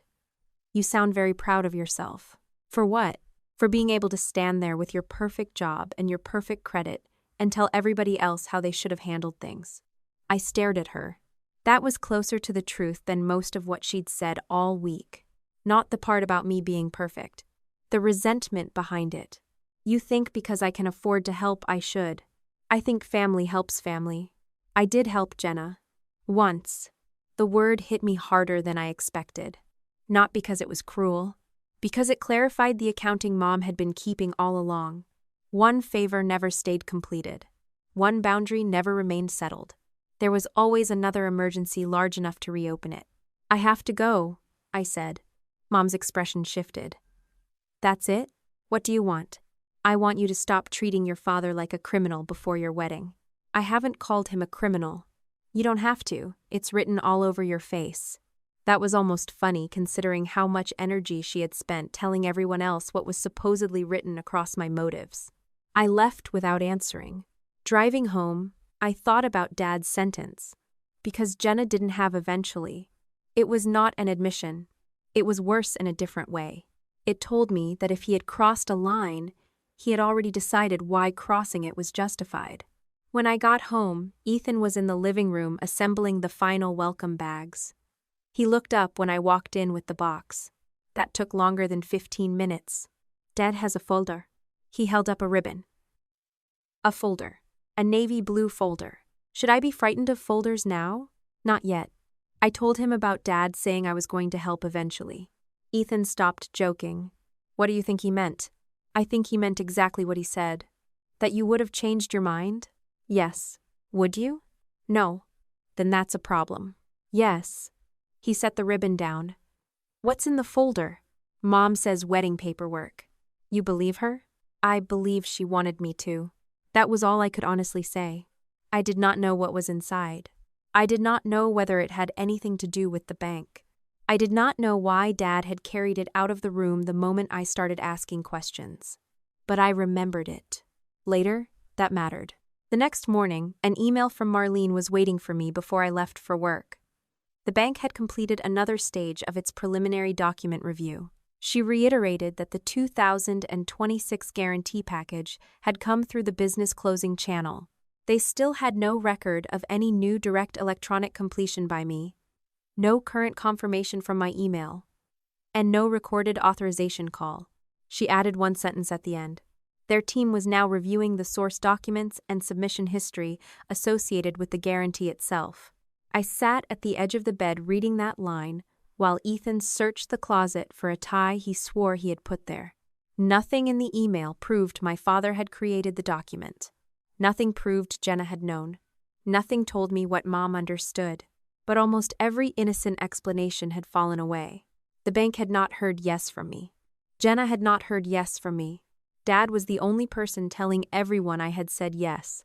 And somewhere in his house, 4 days before my wedding, he had closed a navy blue folder the moment I walked into the room. By Thursday morning, I had stopped hoping the next document would make the situation less personal. I still wanted proof before I made conclusions, but the pattern had narrowed enough that I could no longer pretend my father was merely standing too close to somebody else's mistake. I printed the dates in order and laid them across my desk before work.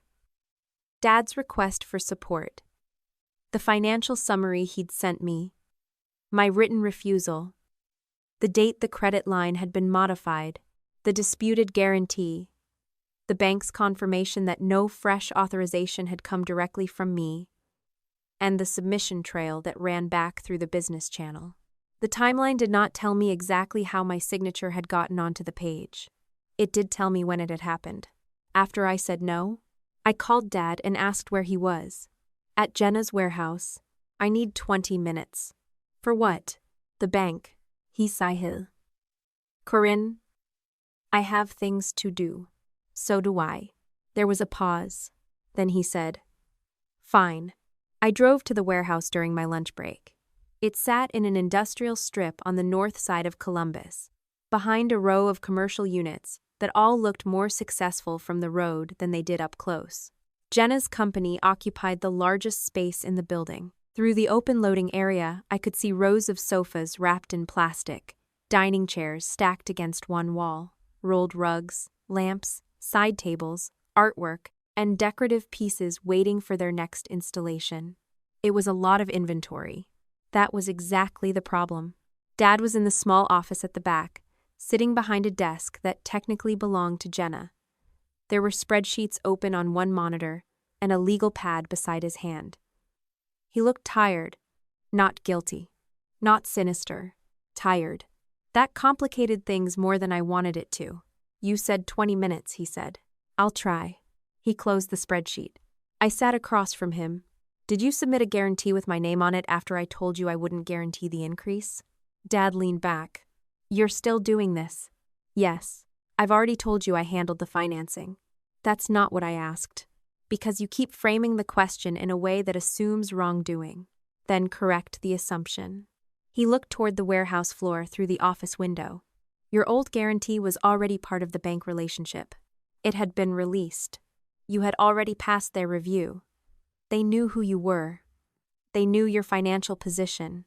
That does not create a new guarantee. I know that. Then why is there one? Dad rubbed both hands over his face. For the first time all week, his frustration looked less like anger at me and more like exhaustion with everything. We were running out of room, he said. On the line? On everything? I didn't interrupt. He turned the monitor toward me. The spreadsheet was not the summary he had sent me earlier. This one was uglier. Vendor balances, warehouse lease, inventory purchases, receivables that had not arrived when expected, projected installations, debt service. I read for less than a minute before I understood why he had not sent me this version. How much of your own money is in here? I asked. Dad looked away. How much? That's not relevant. It is if you're asking me why you were desperate. His jaw tightened. More than I planned. How much more? He did not answer directly, but his silence told me the number hurt. I looked at the stack of papers beside his legal pad. One page had a brokerage logo. Another looked like a retirement account statement. Dad. He shut the stack with one hand. I've been covering gaps. For how long? A while. Does Mom know? Enough. Does Jenna? No. I stared at him. She owns the business. She'd panic. She should know if her company is being held together with your retirement money. She knows we're helping. That's not the same thing. His mouth tightened. Nobody needed you to come in here and diagnose the family. I'm not diagnosing anything. I'm asking why my name is on a bank document. We were close. To what? Getting through it. He gestured toward the warehouse. Jenna has contracts. She has inventory. She has clients. We weren't throwing money into a dead company. I didn't say you were. Another few months and she could stabilize. Maybe. Not maybe. I looked at the numbers again. Maybe? He hated that word. I could see it. For years, Dad had been the person who fixed things. Leaky roof, college forms, taxes, car problems, insurance claims. If there was a practical problem in the family, he preferred to solve it before anyone else knew it existed. That habit had always looked like competence. Sitting in Jenna's office, I saw the darker side of it.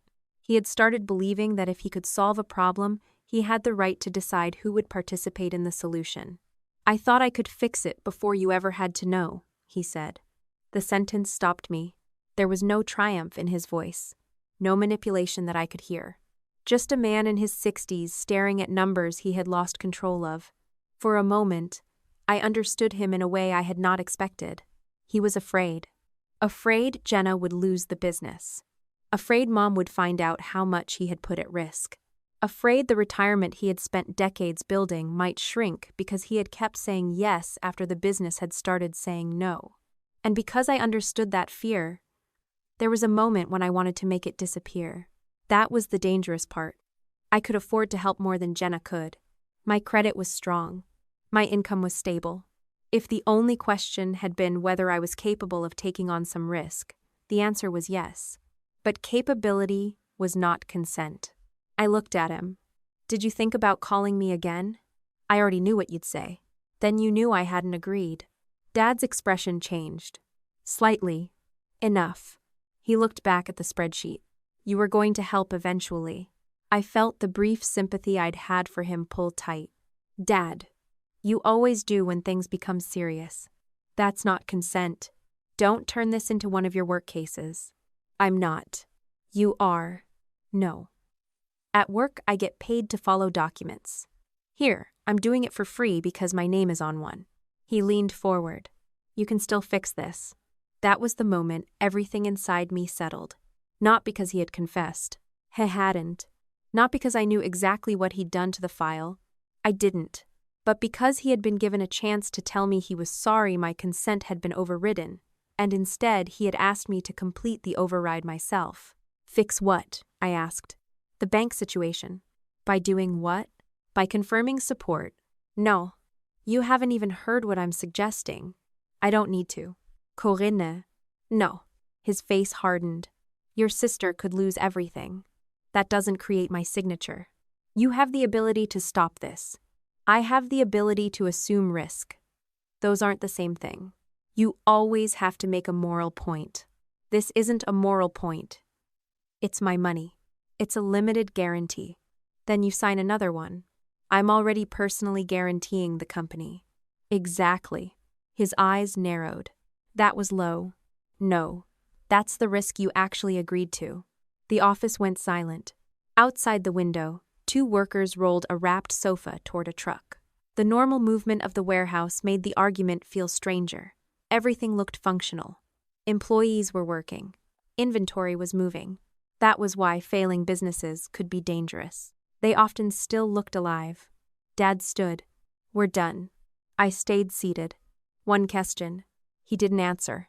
If you really thought I'd come around eventually, why didn't you wait for me to come around? His hand rested on the back of the desk chair. Because Jenna didn't have eventually. Same answer. Same logic. Her urgency made my refusal temporary. I got up. I have a bank review Monday. I know. That caught me. I had only told him the date recently. Then you know I'm not signing anything before then. His eyes moved away from mine. I didn't ask you to. Good. I left. Mom called before I made it back to my office.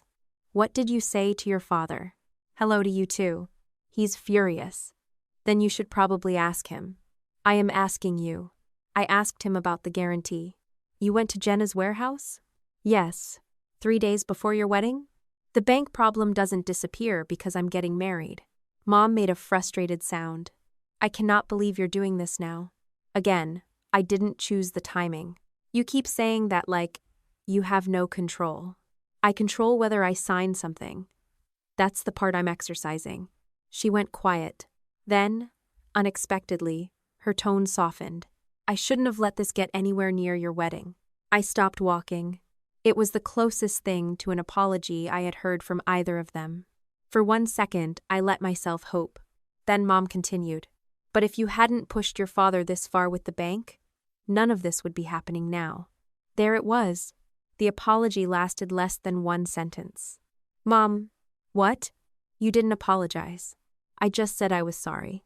You said you were sorry the consequences reached my wedding. Then you blamed me for causing them. Because you are causing some of them. No. The line was operating until you called. My name was being used until I called. You know what I mean. I do. That's the problem. She lowered her voice. Your father is 63 years old. He has spent his entire life providing for this family. I know. He is scared. I know that too. Then act like it. What does that mean? Stop treating him like the enemy. I asked whether he used my name after I said no. You keep reducing everything to 1 sentence. Because that sentence matters. Family is bigger than 1 sentence. Not when the sentence is no. Mom went silent. I heard her inhale slowly. Then she said, Sometimes I don't know how you became so hard. That hurt. I wish I could say it didn't. I knew what she was doing, but knowing a blade is sharp does not stop it from cutting. I am not hard because I won't guarantee debt I didn't agree to. You don't have to sound so cold about Jenna. I care about Jenna. Then help her. I did. Once. There was that word again. I closed my eyes. Mom, I'm getting married Saturday. I know. I would like to spend the next 2 days thinking about that. So would I. Then stop calling relatives about the bank. She did not answer. That told me enough. I hung up before we could repeat ourselves. The rest of Thursday should have been ordinary wedding chaos. Final confirmations. A call with the florist. A note from the venue about when our decor team could access the ballroom. Ethan texted me a picture of 2 nearly identical ties and asked which one I had meant when I said the dark one. For almost 2 hours, I managed to think about nothing except Saturday. Then our planner, Claire, called. She sounded cautious. Do you have a minute? Sure. I need to confirm something before I finalize the reception timeline. I opened the digital schedule on my laptop. What? Did you approve a family surprise after dinner? I stopped scrolling. No. A pause. Okay. Why? Your parents reached out about adding a short family recognition moment. What kind? They didn't specify exactly. They said it was personal. Did they ask for the microphone? They asked whether there could be a few minutes after the toasts. Did you tell them yes? No. You and Ethan have final approval on timeline changes. I told them I needed to check. Good. I stood from my desk and closed my office door. What exactly did they send you? I can forward it. Please. The email arrived while Claire was still on the phone. I opened it. The request itself was bland. A brief family recognition after dinner. No details. No names. No explanation. Then I saw a note beneath it. Bride not to be informed in advance. I read it again. Claire. Yes? Don't add anything to the official schedule. Understood. Don't give anyone an unscheduled microphone without checking with either me or Ethan. Okay. If they tell you I approved something verbally, call me. I will. She hesitated. Is there a problem? I looked at the note. I don't know yet. That was true. Maybe Mom had planned a sentimental slideshow. Maybe Dad wanted to make some awkward speech about family. Maybe Jenna had some surprise I was going to hate for entirely ordinary reasons. But ordinary surprises do not usually require specific written instructions that the bride not be informed. After we hung up, I forwarded the email to Ethan. He called less than a minute later. What exactly are your parents planning? I don't know. Do you want Claire to cancel it? I told her not to add it. Good. I looked again at the note. Whatever they're doing, they don't want me prepared. Ethan was quiet. Does this have something to do with the bank? I don't know. That answer is doing a lot of work this week. It really is. I closed the email. My father had told me I could still fix everything. My mother had told me the problem was my refusal to do it. And now, 3 days before my wedding, they were trying to add a surprise to the reception with one condition written underneath. Don't tell the bride. By Friday morning, the surprise my parents wanted to add to the reception had become less important than the reason they wanted it hidden from me. Claire had already removed the requested family recognition from the official timeline. No one was getting an unscheduled microphone. No one was adding a slideshow, speech, announcement, or presentation without either Ethan or me approving it first. On paper, that should have solved the problem. In practice, I knew my parents well enough to understand that a ballroom schedule could stop someone from taking the stage. It could not stop someone from walking across a room. Ethan and I sat at our kitchen table before work with coffee between us and the reception timeline open on his laptop. He had highlighted every moment when guests would already be looking toward the head table. Our entrance, dinner, toasts, cake, first dance. If they wanted attention, he said, these are the obvious windows. They already asked for after dinner. And Claire said no. Yes. So what do you think they do? I looked at the schedule. Something that doesn't require permission. He leaned back. That covers a lot. It does. He waited. That was one of the things I appreciated about Ethan. He did not rush to fill silence simply because a problem existed. He knew I was thinking. Finally, I said, if they make a comment, we don't turn it into a scene. If they try something obvious, we make them explain it. Explain it how? Directly. He nodded once. No yelling? No. No grabbing things? No. No dramatic speeches about federal lending laws? I looked at him. I wasn't planning one. I know. I just wanted to make sure the wedding still had some romance. I smiled. Then I became serious again. If they do something, I don't want us helping them call it a misunderstanding later. What does that mean? It means we don't interrupt them before they've made their own choice clear. He considered that. So, if your mother says something passive-aggressive, we let it die. Yes. If your father stands up and starts talking about the loan, I hand the mic back to Claire or the DJ. Yes. And if Jenna does something? I looked at him. That depends on what she does. He nodded. There was no argument between us because there was nothing to argue about. Ethan did not want to manage my family for me. I did not want him standing in the middle of the ballroom trying to protect me from every uncomfortable sentence. We were getting married, not forming a tactical unit.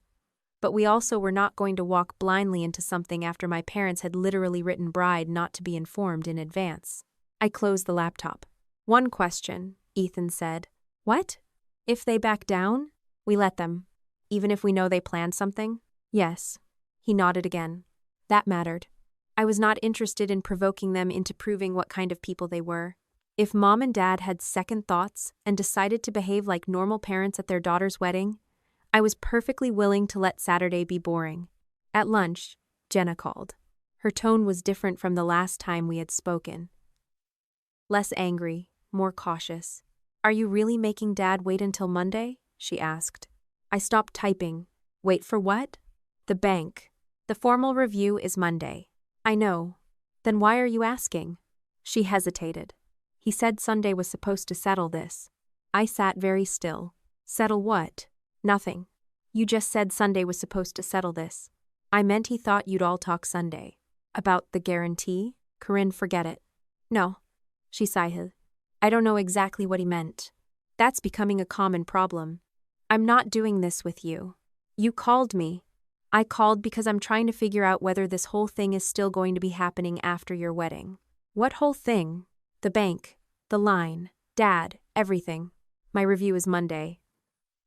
Nothing about that changed. And you won't move it? No. You won't sign something Sunday? There it was. I leaned back in my chair. What am I supposed to sign Sunday? Jenna went quiet. Jenna. I don't know. You just asked whether I'd sign something. Dad said there might be a way to clear up the paperwork. What paperwork? The guarantee. Did he show you anything? No. Did Mom? No. Then why do you think I'm signing something Sunday? Because that's what he said. What exactly? Jenna exhaled hard. He said once the wedding was over, everybody could sit down like adults on Sunday and get this resolved before you went to the bank Monday. That was not proof of anything. It was, however, the first time Sunday had been named as part of a plan. Did he say I agreed to this? No. Did he say I knew about it? No. Then stop talking like I'm refusing an appointment I made. I'm not. You are. Fine. Her frustration came back. I'm trying to tell you what he said, and I'm listening. She lowered her voice. I just don't understand why you need the bank meeting if Dad can fix the document. I almost laughed. Because Dad doesn't get to fix my consent after the fact. You always make it sound so severe. It is severe. Not everything has to become a line in the sand. Some things are literally signature lines. She made a sound somewhere between a groan and a laugh. For once in your life, can you not do that? Do what? Say the thing that makes it impossible to argue with you without sounding stupid. You can always stop arguing. She went quiet again. Then she said, Whatever, I have work. Jenna. What? If Dad gives you something Sunday and tells you I agreed, ask me before you believe him. She did not answer immediately. Then, quietly, Okay. The call ended. I wrote down exactly what she had said. Sunday was supposed to settle this. There might be paperwork. Dad expected a conversation before Monday. That did not explain the wedding surprise. If anything, it made the surprise stranger. If they planned to sit me down Sunday with documents, why did they need anything at the reception? By mid-afternoon, I had my answer to part of that question. Not from Dad. From cousin Melissa. She sent me a message while I was reviewing a file at work. I know tomorrow is your wedding, and I don't want to stress you out, but Aunt Linda called my mom again. She keeps saying she's scared you're going to make a statement about Jenna at the reception. I figured you should know. I stared at the message. Then I typed, Did she say why she thinks I would do that? Melissa replied almost immediately. She said you've been using the loan situation to turn everyone against Jenna, and that she's worried you'll embarrass her in front of the family. I put my phone down. That was almost elegant. Mom was telling people I might create a scene before the wedding, while at the same time requesting a hidden, family recognition moment and telling Jenna to prepare for some kind of Sunday resolution. If nothing happened Saturday, Mom could say she had been worried for nothing. If something did happen, the room would already have a frame for interpreting my reaction. I picked up my phone again. Please don't get involved, I wrote. I'm not discussing private bank records with the family. I'm getting married tomorrow. That's what I'm focused on. Melissa sent back. Fair. I just didn't want you blindsided. That word followed me for the rest of the day. Blindsided. Mom had literally asked for the bride not to be informed. The more I thought about it, the less interested I became in correcting her version, one relative at a time. She wanted a campaign. I refused to run against her.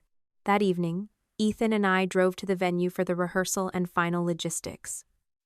The ballroom was not fully dressed yet, but enough had been set that I could see the bones of the next day. Round tables, ivory linens, the elevated head table, the dance floor, the floral team bringing in arrangements, the DJ testing levels, Claire moving through the room with a clipboard and headset, like a person who could command a small military operation if weddings ever stopped paying. Mom and Dad arrived 10 minutes after us. Jenna came separately. The first thing I noticed was the navy blue folder under Dad's arm. He carried it through the rehearsal, as if it contained nuclear launch codes. I did not ask about it. Not because I had forgotten. Because I had asked enough times to know he was not going to tell me voluntarily. Mom behaved beautifully. That almost made me more uncomfortable. She complimented my dress for the rehearsal dinner. She told Ethan his mother would love the flowers. She asked Claire if she needed help with anything. She kissed my cheek in front of 2 relatives and said, "Tomorrow is about you." If I had not known about the calls she had been making, I might have believed her. Jenna mostly avoided me. Not dramatically. She laughed with cousins, talked to the bridesmaids, checked her phone too often. Twice I saw Mom pull her aside. Once near the ballroom entrance, once by the bar area. I did not hear either conversation. I refused to invent one. That was important. When people know there is a secret, they start turning every whisper into evidence. I had spent too much of my professional life watching that happen. Dad set the blue folder on a side table during the rehearsal and kept glancing toward it whenever someone moved nearby. I noticed. I did not touch it. At one point, Claire walked over and quietly asked, "Everything okay?" "Yes." "You sure?" "No, but tomorrow is still happening." She smiled. "That's the spirit. Please don't put that on a sign. No promises." The rehearsal itself went smoothly. No dramatic objections. No family outburst. No surprise speeches. For almost an hour, I allowed myself to believe maybe they were backing down. Then our videographer approached Ethan. His name was Caleb, and he had been easy to work with from the beginning. Ethan and I had hired him ourselves. His team had 2 cameras for the ceremony and reception, plus an audio feed from the DJ board for speeches and toasts. I had barely thought about any of that, beyond wanting the vows and speeches recorded clearly. Caleb pulled Ethan aside near the edge of the ballroom. I saw Ethan look toward Dad, then toward me. He came over. "Can you come here?" Caleb held up his phone. "I just wanted to verify a request," he said. "Your father sent me this earlier." "My father?" He said it involved a family surprise during the reception. He turned the screen toward us. The message was short. During the family surprise, camera 2 stays on the bride. Keep rolling if she gets emotional. I read it once. Then again. Ethan did not say anything. Neither did Caleb. I felt something inside me become very calm. "What did you tell him?" I asked. "That changes coverage, so I said I needed to confirm it with you." "Did he explain the surprise?" "No." "Did he ask you to stop recording anyone else?" "Not exactly. He specifically asked that camera 2 stay on you." "Not Jenna." "No." "Not him." "No." "Me." Caleb nodded. I looked across the ballroom.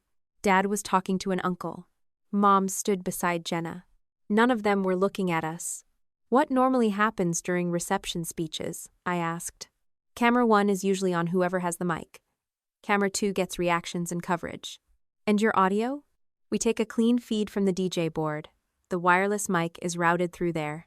If something unscheduled happens after the toasts, if a mic is live, we'll still have the feed." I looked at Ethan. He already understood where my mind had gone. They wanted my reaction recorded. Maybe it was only humiliation. Maybe they planned to say something about Jenna's business. Maybe they wanted footage they could show relatives later and say, "See how she behaved." I did not yet know, but I knew this was no longer a sentimental surprise. "Do not follow his instruction," I told Caleb. "Okay, use your normal plan." "Got it. And if something happens?" He waited. "Keep recording continuously. Don't cut away because someone gets upset. Don't stop because my parents ask." He nodded. "That's what we'd normally do anyway." "Good." Ethan added, "Keep the original footage. Always." I looked at Caleb. "Don't provoke anything. Don't reposition just to catch drama. Just document what happens." "Understood." He left. Ethan waited until we were alone enough to speak. So, they want your reaction." "Yes." "Why?" "I don't know. But they want it badly enough to give the videographer instructions." "Yes." He looked toward my parents. "Do you still want to let them try something if they do?" I thought about the question. This was the point where I could have asked Claire to have security warn my parents. I could have told Jenna I knew. I could have sent Mom the screenshot of Dad's request and demanded an explanation. Instead, I went back to the rule Ethan and I had already made. If they back down, we let them. And if they don't, we ask them what they're doing. He nodded. "One question at a time." "Yes." "And if it gets ugly?" Claire takes the mic, we remove ourselves, wedding continues. Good. There was no thrill in the plan. I did not feel like I was setting a trap. If anything, I felt disappointed that a plan was necessary. I had spent the week finding proof that someone in my family had treated my signature like a resource. Now I was finding proof that they were treating my reaction the same way. Use the signature. Use the anger. Use whatever belonged to Corinne if it solves the family problem. During the rehearsal dinner, I watched Dad keep the blue folder beside his chair. Mom was gracious to everyone. Jenna drank half a glass of wine and barely touched her food. I did not confront them. I talked to Ethan's friends. I laughed when his best man told a story I had heard 3 times already. I let the evening belong to us as much as it could. When we finally got home, it was after 10. My phone buzzed while I was taking off my earrings. Jenna. One message. Mom says we're still doing it. I stared at the screen. No explanation. No follow-up. I typed 3 different replies. Doing what? What did she tell you? Call me. I deleted all 3. Then I locked my phone and set it face down. The next day was my wedding. If my family wanted to do something they had been warned not to do, I was done helping them hide what it was. I slept better than I expected. That still surprises me when I think back on it. Friday night, I had gone to bed knowing my father had tried to direct a camera toward me during some kind of hidden family surprise, knowing Jenna had texted that Mom still intended to go through with whatever they had planned, and knowing a bank meeting waited for me on Monday morning. By any reasonable standard, I should have lain awake staring at the ceiling. Instead, somewhere between exhaustion and clarity, my mind finally stopped trying to solve what my parents had not yet done. I had protected my finances. Ethan knew everything. Claire knew not to approve unscheduled speeches. Caleb knew to record normally and preserve context. There was nothing else I could do without turning my wedding into a defensive operation before breakfast. So when I woke Saturday morning, April 18th, my first thought was not the bank. It was Ethan. That felt like a small victory. My phone showed 3 messages from friends, one from Claire, and a weather notification warning about a chilly Ohio morning with possible rain later in the day. The ceremony and reception were indoors, so it did not matter much. I stood at the bedroom window for a minute, looking at the gray sky, and thought about how many months I had spent planning one day that was finally here. Whatever my parents had decided to do, I refused to let them own the hours before it happened. Getting ready was louder and warmer than I had expected. My friends filled the room with coffee cups, makeup bags, garment bags, somebody's playlist, and arguments over whether anyone had remembered to bring safety pins. For a few hours, I was simply a bride. I let myself laugh when one of my friends nearly cried while helping fasten my dress, and then immediately denied having tears in her eyes. I let the photographer move us toward the window. I let my phone stay on silent. When Claire came in to confirm the final timing, I asked exactly one question about my parents. Any changes? None approved. Any attempted changes? She gave me a look. That wasn't the question. It is now. Claire smiled despite herself. Your mother asked this morning whether the family could have a few minutes after dinner. I told her the schedule was locked. And? She said she understood. I knew Mom well enough to hear several possible meanings inside those 2 words. I did not ask Claire to speculate. Good, I said. Then let's have a wedding. Before the ceremony, I saw the head table fully set for the first time. Claire had arranged for me to look over the ballroom before guests entered, mostly so I could confirm that the place cards and table assignments were correct. The room looked exactly the way Ethan and I had wanted. Elegant without looking staged for photographs, warm lighting, low florals that allowed people to see each other, enough space around the tables that nobody would spend the night apologizing for hitting someone else's chair. At the center of the head table were 2 seats, mine and Ethan's. We had never made the seating complicated. I did not need a raised throne, decorative signage, or anything else announcing that I was the bride. I only cared that I would be beside the man I was marrying. A week earlier, when Claire had asked whether we had strong preferences about head table placement, Ethan had said, "As long as she's beside me, you can put us facing a loading dock." I had told him that was exactly the romantic standard I had always dreamed of. Now I walked to the table and straightened my place card by less than half an inch. My name was printed simply, Corinne Blake. I had decided years before I was married that I would keep my surname professionally and legally. Ethan had never cared. To him, my name was not a test of loyalty. That thought would become more significant later than I understood at the time. I touched the back of my chair once, then moved on. It was just a chair. The ceremony went beautifully. I do not mean perfectly. Perfect weddings probably exist only in advertisements. One flower in an aisle arrangement had tilted sideways.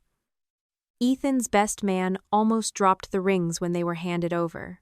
Somewhere near the back, a child whispered loudly enough for several rows to hear, "Is it done yet?"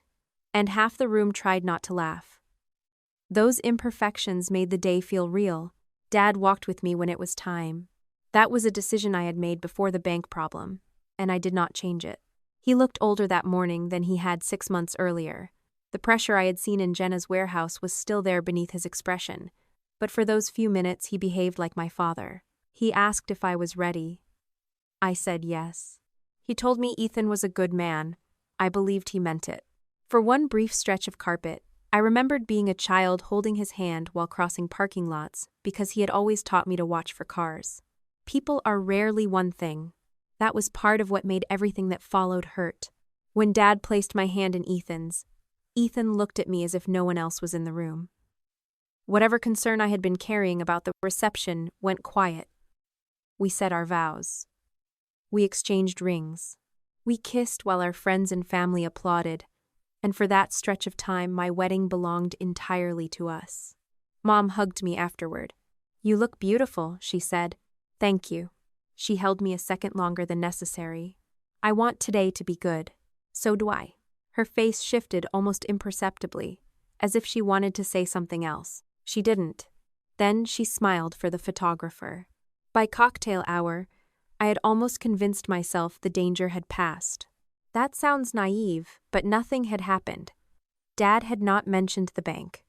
Mom had not tried to make a speech. Jenna had congratulated me, hugged me briefly, and said the ceremony had been beautiful. She looked tense, but wedding days make lots of people tense for reasons that have nothing to do with forged guarantees. I did notice she avoided being alone with me. Every time we came close enough that I might have asked what her text from the night before meant, someone else was nearby. A cousin. A bridesmaid. Mom. I did not chase her. If Jenna wanted to tell me what they were still doing, she knew how to find me. The reception began on schedule. When Ethan and I entered the ballroom, the applause hit with enough force that I laughed before we reached the head table. Claire had managed every detail. Dinner service started almost exactly when planned. The DJ was good without becoming the center of the room. Guests settled, wine glasses filled. People leaned across tables and talked. For a while, I forgot about camera 2 entirely.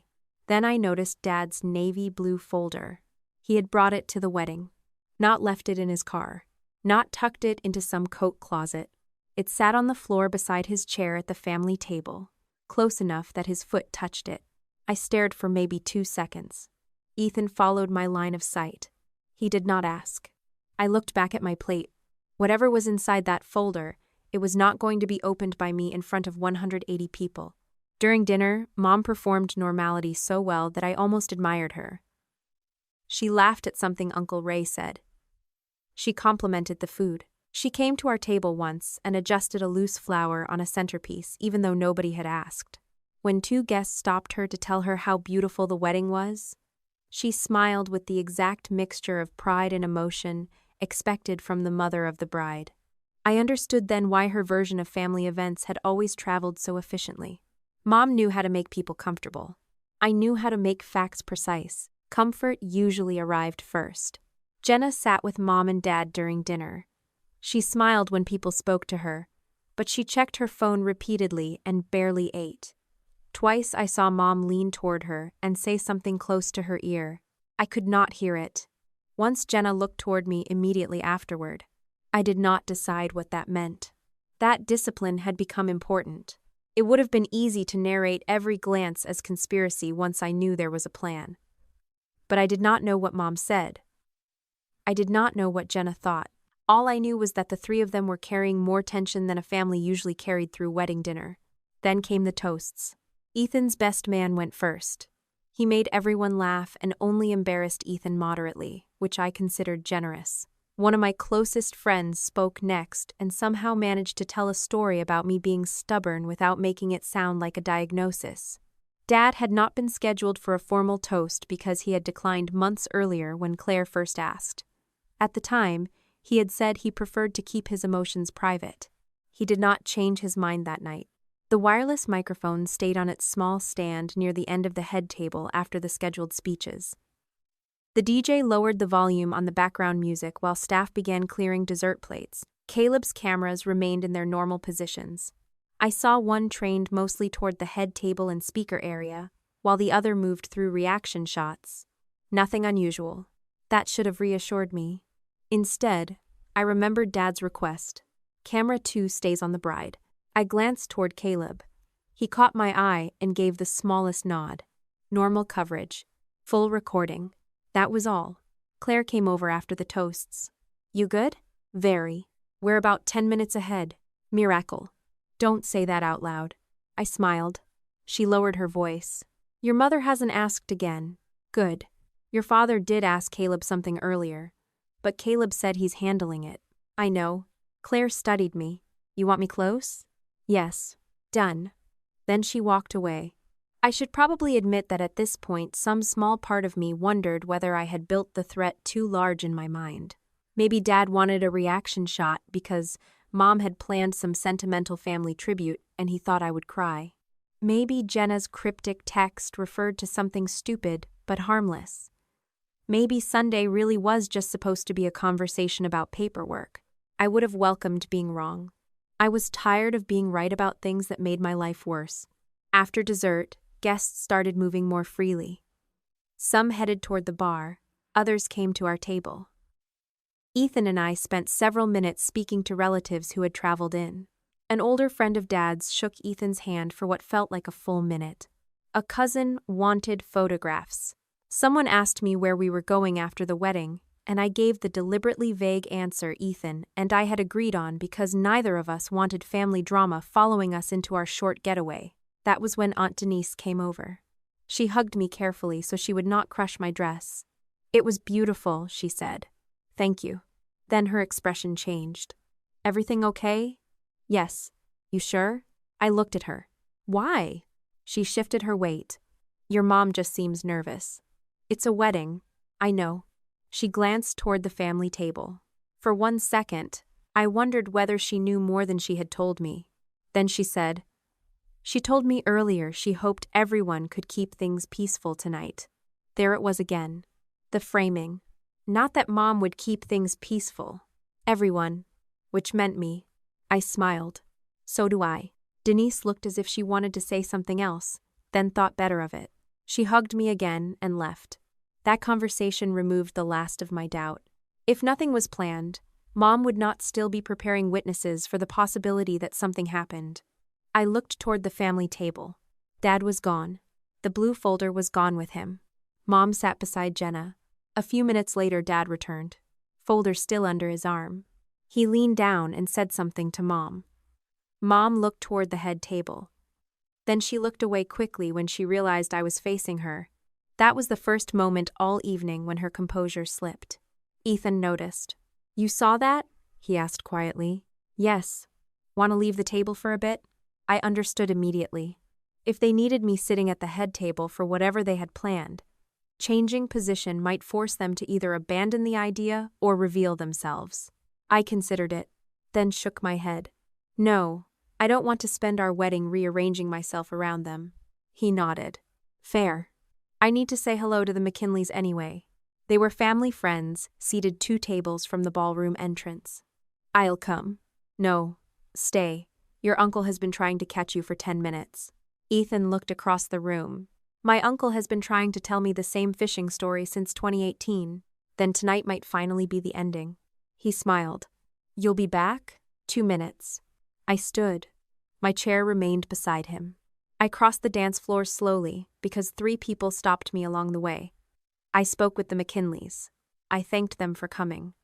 Mrs. McKinley told me she had known me since I was small enough to hide under my parents' dining table. Her husband told me Ethan seemed solid, which was apparently the highest compliment available from him. I laughed.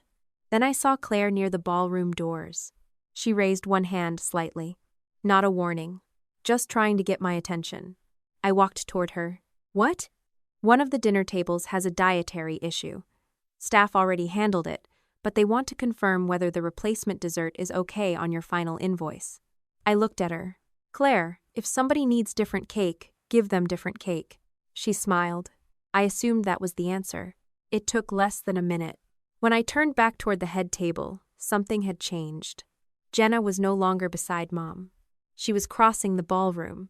Not toward the dance floor. Not toward the bar. Toward Ethan. I stopped. She was walking slowly enough that I could see she had decided exactly where she was going. Ethan saw her too. His face did not change. Then he looked at me. Across the room, surrounded by 180 guests, my husband and I made eye contact. I did not need to nod. He already knew. My gaze shifted to camera 2. It had turned. Not toward Jenna. Toward me. The movement was subtle, completely ordinary if you did not know what Dad had requested the night before. I knew. Claire followed my eyes. What is she doing? She whispered. I think we're about to find out. Mom was watching Jenna. Dad stood several feet behind the family table with the navy folder in one hand. He was not smiling. Jenna reached the head table. My place card was still in front of my chair. My napkin was still beside my plate. My champagne glass was still half full. There was no possible confusion about whose seat it was. Jenna stopped beside it. For 1 second, she just stood there. The noise of the ballroom continued around her because most people had not noticed yet. Then she placed her hand on the back of my chair, and Ethan reached for it. Ethan pulled my chair out slowly. For 1 second, Jenna looked relieved. That was the first thing I noticed. Not guilty, not triumphant. Relieved. As if the hardest part had been getting all the way across the ballroom without losing her nerve. She put one hand on the edge of the table and started to turn toward the seat. Then Ethan said, "Go ahead. Do what they told you." Jenna stopped. Her body did not freeze dramatically. It was smaller than that. One shoulder tightened.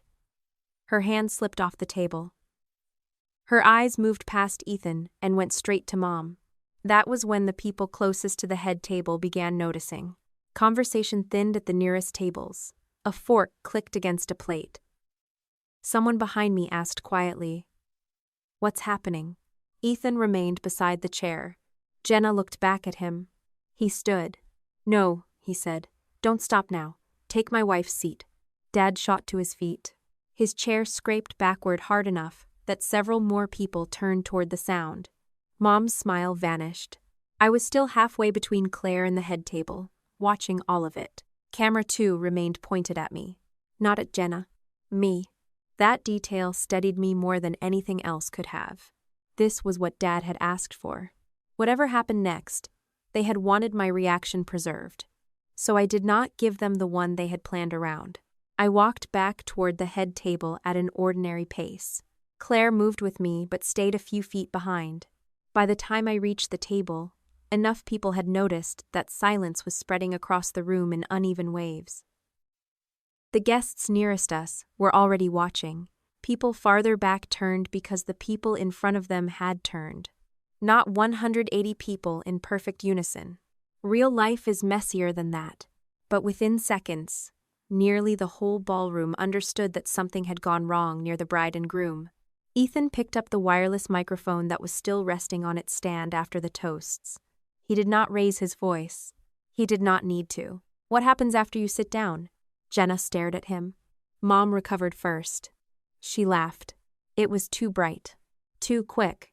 "Ethan, sweetheart, this was supposed to be funny." The microphone picked up her voice from only a few feet away. Ethan looked at Jenna, not Mom. "What happens after you sit down?" Mom stepped closer.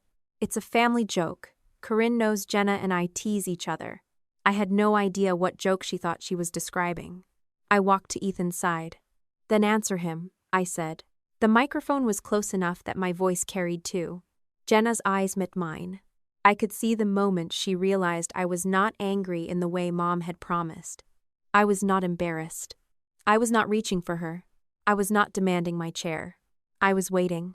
That seemed to frighten her more. "Corinne," Mom said, "don't turn this into something." I looked at her. "I haven't turned it into anything." Jenna swallowed. Then she said, "Mom said you'd make a scene." The room changed. It was almost physical. Not gasps. Not shouting. Just a shift in attention. Ethan lowered the microphone slightly toward Jenna. And then, Mom moved forward. Enough. Dad was already coming toward us. He still had the navy blue folder in one hand. Jenna looked at him. Then at Mom. "I don't want to do this." Ethan said, "You already walked over here." That was not cruel. It was simply true. Jenna's face tightened. She said to sit there. "Who?" "Mom." Mom's voice sharpened. "Jenna." Jenna looked at her. "You did. I said we were going to make a point." "What point?" Ethan asked. Dad arrived beside Mom. "That's enough, Ethan." Ethan turned toward him. "Then tell me what's happening." Dad did not answer. I watched his hand tighten around the folder. The same folder he had closed when I entered the dining room. The same folder he had carried into the rehearsal. The same folder that had followed him to my wedding. Something inside me went cold. Jenna spoke again. "Mom said I should take the seat and just stay there." Mom's face flushed. "That is not what I said." "Yes, it is. I said not to engage if your sister became emotional." There it was. Not a denial. A correction. The guests closest to us heard it clearly. So did the microphone. Ethan asked, "Why would she become emotional?" Mom looked around the ballroom as if she had only just remembered we were not standing in her kitchen. "Because this is ridiculous. People are watching." "That was the idea, wasn't it?" I asked. Dad looked at me. "Corinne, stop." I met his eyes. "Why?" "This is your wedding." "I know." "Then act like it." That almost made me smile. It was the same logic I had heard all week. Something was happening to me, and my responsibility was to react correctly enough that nobody else had to answer for it. I said, "I am." Dad's jaw tightened. Ethan turned back to Jenna. "What did they tell you would happen after you sat down?" Jenna shook her head. "I don't know." Mom said, "There was no after." Jenna looked at her. "Yes, there was." Mom's face changed. Small. But I saw it. Dad did too. "Jenna," he said. "Don't." That was when I knew she had reached the part they had not expected her to say. She looked at Dad. "You told me this was going to make her stop." Nobody moved. Ethan held the microphone between them. "Stop what?" Jenna looked at me. Her expression was no longer defiant. It was confused. Almost pleading. "They said once everyone saw how you treated me, you'd stop fighting the family." I heard a chair shift somewhere behind me. Someone whispered my name. Mom stepped forward again. "That is not what we meant." I looked at her. "What did you mean?" She stared at me. For once, she did not have a ready answer. Dad did. He pointed toward the microphone. "Turn that off." Ethan did not move. Dad took another step. I said, "Turn it off." Claire appeared beside the DJ booth. I saw her exchange a look with the sound technician. She was waiting for me. I gave the smallest shake of my head. "Not yet." Dad looked at me. "This has gone far enough," I asked. "Stop fighting what?" He knew exactly what I meant. So did Jenna. She looked between us. Then she said the sentence that broke whatever version of the evening my parents had planned. "You said she'd sign Sunday." Dad went completely still. Mom closed her eyes for a fraction of a second. There was no confusion in either reaction. I felt Ethan turn slightly toward me. I kept looking at Jenna. "Sign what?" Jenna's mouth opened. Dad cut in. "Nothing." I looked at him. Then why did she say it? She misunderstood. Jenna's face changed. I did not misunderstand. Mom hissed. "Jenna, enough. You told me Sunday was when this got fixed." Mom's voice dropped. "This is not the place. That didn't bother you when you sent me over here." The ballroom had become so quiet that the microphone was almost unnecessary. Dad lowered his voice. "Jenna." She looked at him. "You said if she stopped fighting everyone, she'd sign." Dad's face went red. "That is not what I said." You said after tonight she wouldn't have anyone left telling her she was right. That landed harder than anything before it. Because now several of the relatives Mom had called were sitting within earshot. Aunt Denise was one of them. I saw her turn toward Mom. Melissa looked at her own mother. People were beginning to understand that the calls before the wedding had not been reactions to my behavior. They had been preparation for it. Or preparation for the behavior my parents expected to create. I did not feel victorious. I felt tired. More than anything, I wanted the microphone gone. I reached out. Ethan handed it to me. I looked across the ballroom. 180 guests. Friends. Coworkers. Relatives. People who had come to watch me marry the man beside me, not to sit through a public hearing on my sister's business debt. This is not becoming the rest of our reception, I said. My voice sounded calmer through the speakers than I felt. I looked toward Claire. Please keep dinner and music moving. She nodded immediately. Then I looked at Mom, Dad, and Jenna. If you want to continue this conversation, we'll do it privately. Dad opened his mouth. I cut him off. Not here. It was the first time all night I had spoken over him. He stopped. I handed the microphone to Claire. The DJ brought the music up gradually instead of blasting it into the silence. It was awkward for maybe 20 seconds. Then people did what people do at weddings when they understand the bride would prefer not to have her financial life dissected between dessert and dancing. They started talking again. Slowly. Unevenly. But they did. I turned to Ethan. You okay? His eyebrows went up. Me? It's your wedding too. He looked at my family. Still is. That mattered more than he probably knew. Claire led us toward a private meeting room near the ballroom. Dad went first. Mom followed him. Jenna hesitated beside my chair. For the first time, she looked at it as though she understood what she had actually tried to do. Not sit beside Ethan romantically. Not pretend to be the bride. That had never been the point. She had been asked to take something visibly mine so everyone could watch what I did when it was taken. She stepped away from the chair without sitting. I noticed that. Then she followed Mom. Ethan took my hand before we left the ballroom. I looked back once. The chair was still pulled out. My place card was still there. One of the catering staff moved toward it, probably to push it back in. I almost told her not to bother. Then I realized how ridiculous that would be. It was furniture. The meaning had come from people. Inside the meeting room, Dad placed the navy blue folder on the table, but kept his hand on it. That was the first thing I saw. The room was small and bland, designed for bridal party storage or vendor meetings. Beige walls, conference table, 6 chairs. A framed print nobody would remember. Mom stood instead of sitting. Jenna took the chair farthest from both parents. Ethan stayed beside me. Dad looked at him. This is family business. Ethan's expression did not change. I'm her husband. You've been her husband for 4 hours. And? Dad looked away. I almost appreciated the simplicity of Ethan's answer. Mom folded her arms. We need to go back out there. We will, I said. People are talking. Probably. You're just going to let them? I looked at her. I didn't put a microphone in Jenna's hand. You let Ethan interrogate her in front of everyone. He asked what she had been told. That wasn't his place. I looked at Dad's folder. Apparently everyone has opinions about other people's place tonight. Mom flinched. Dad said, Enough. I pointed at the folder. Is that what you wanted me to sign tomorrow? Nobody answered. Jenna looked at Dad. Sign what? Dad removed his hand from the folder. There is paperwork that could clarify the bank issue. Jenna stared at him. What paperwork? A confirmation, I said. A confirmation of what? Dad looked at me. Your support. I already confirmed my position. That is why we're in this mess. No, the mess existed before I found it. Mom pulled out a chair. We were going to sit down Sunday when everyone was calmer. Everyone? You. I smiled without humor. Of course. Jenna looked at Mom. You told me we were trying to make her stop attacking the business. We were trying to make her understand what she was doing. She already understood. Mom stared at her. That was the first time Jenna had openly contradicted her. Dad tapped the folder once.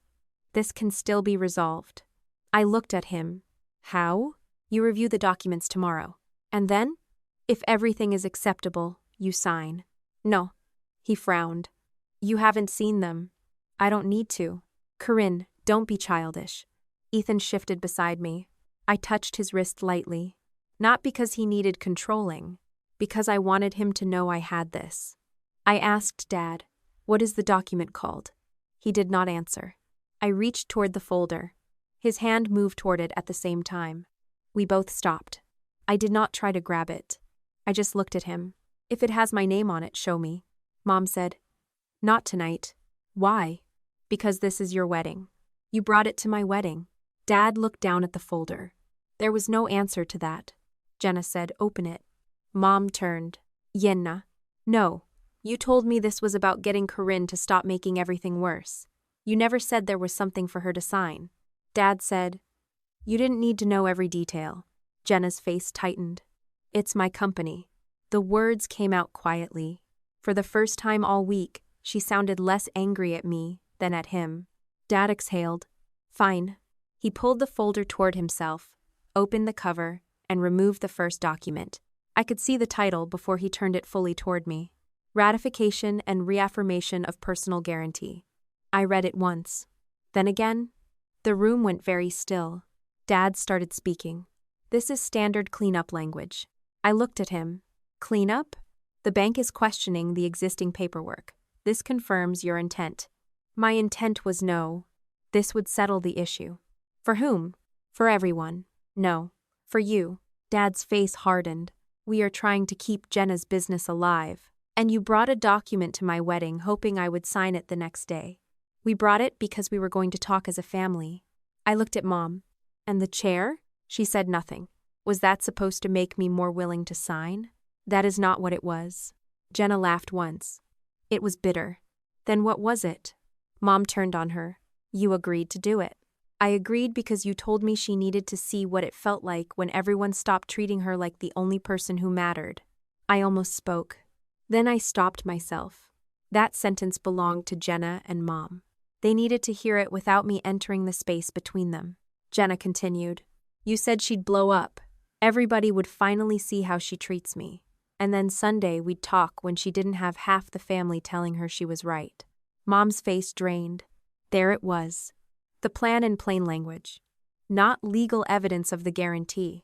Something more personal. They had wanted to isolate me before asking me to surrender. Dad said, that is not how this was supposed to happen. I looked at him.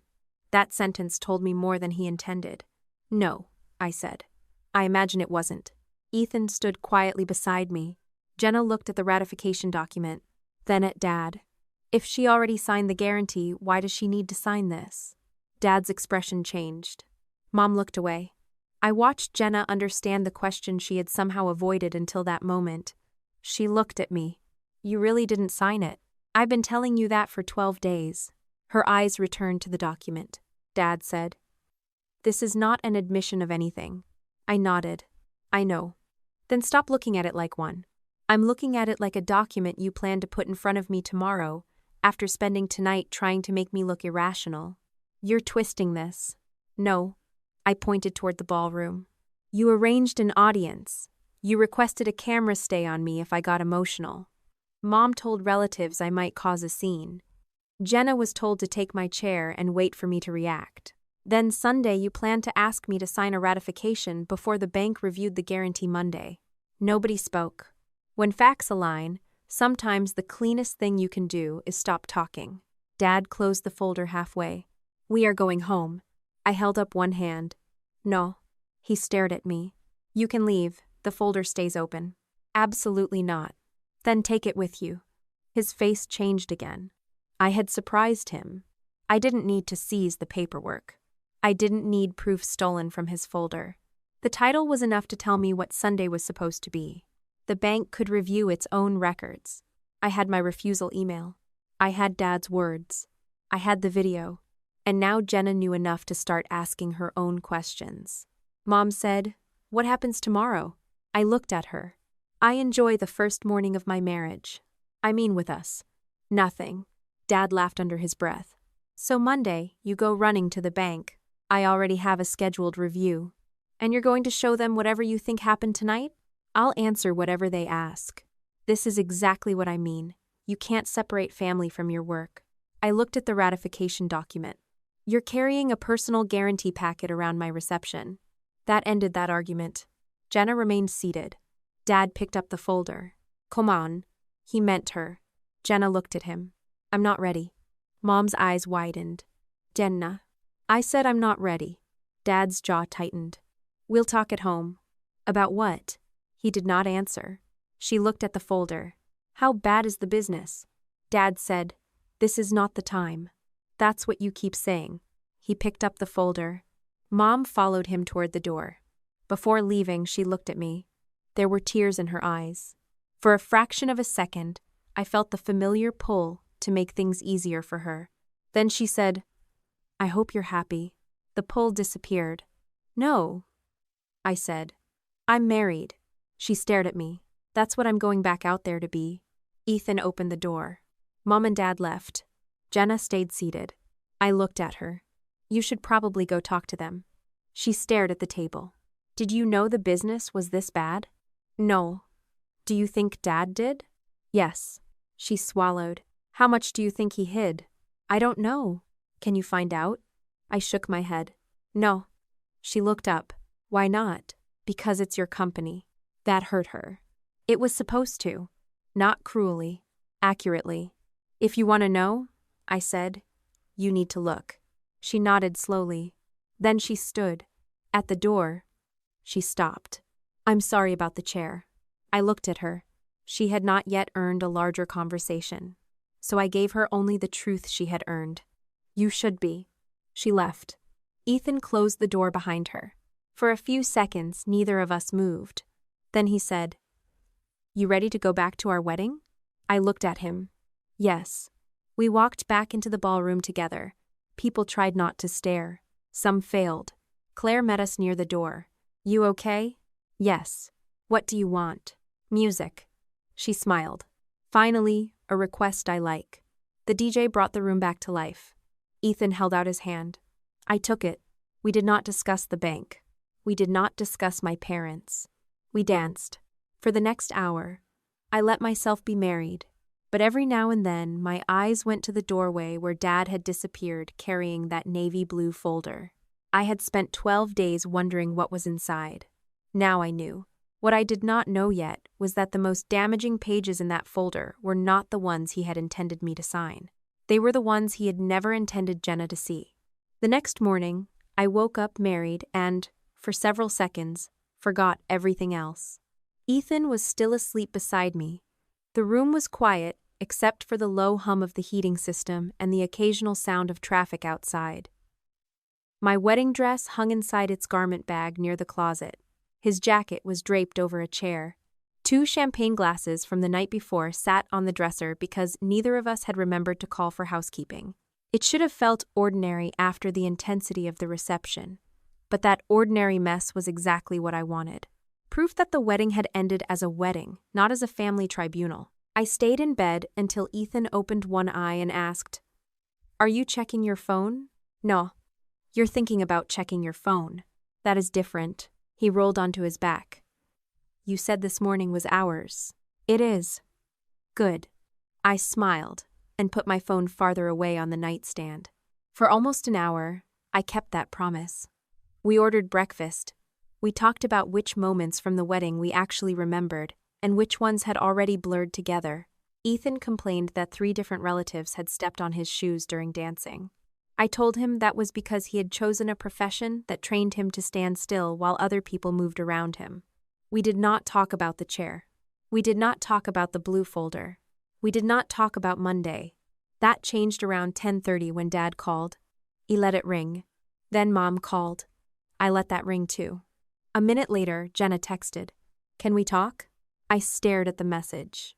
Ethan looked over from his coffee. Jenna? Yes. You want to? Not yet.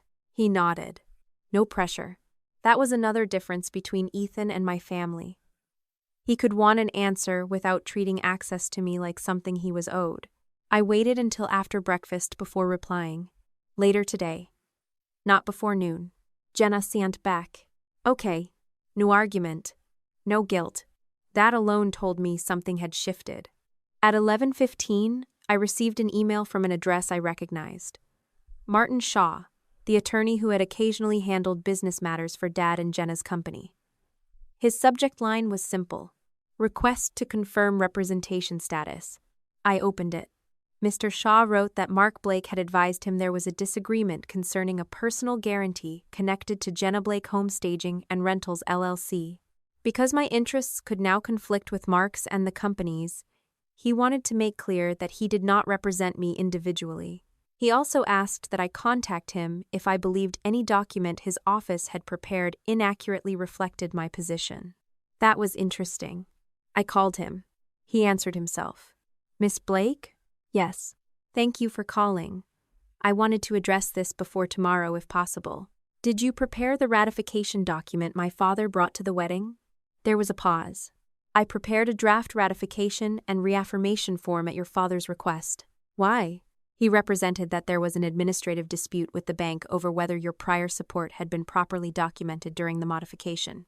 I closed my eyes. Did he tell you I had denied signing the 2026 guarantee? No.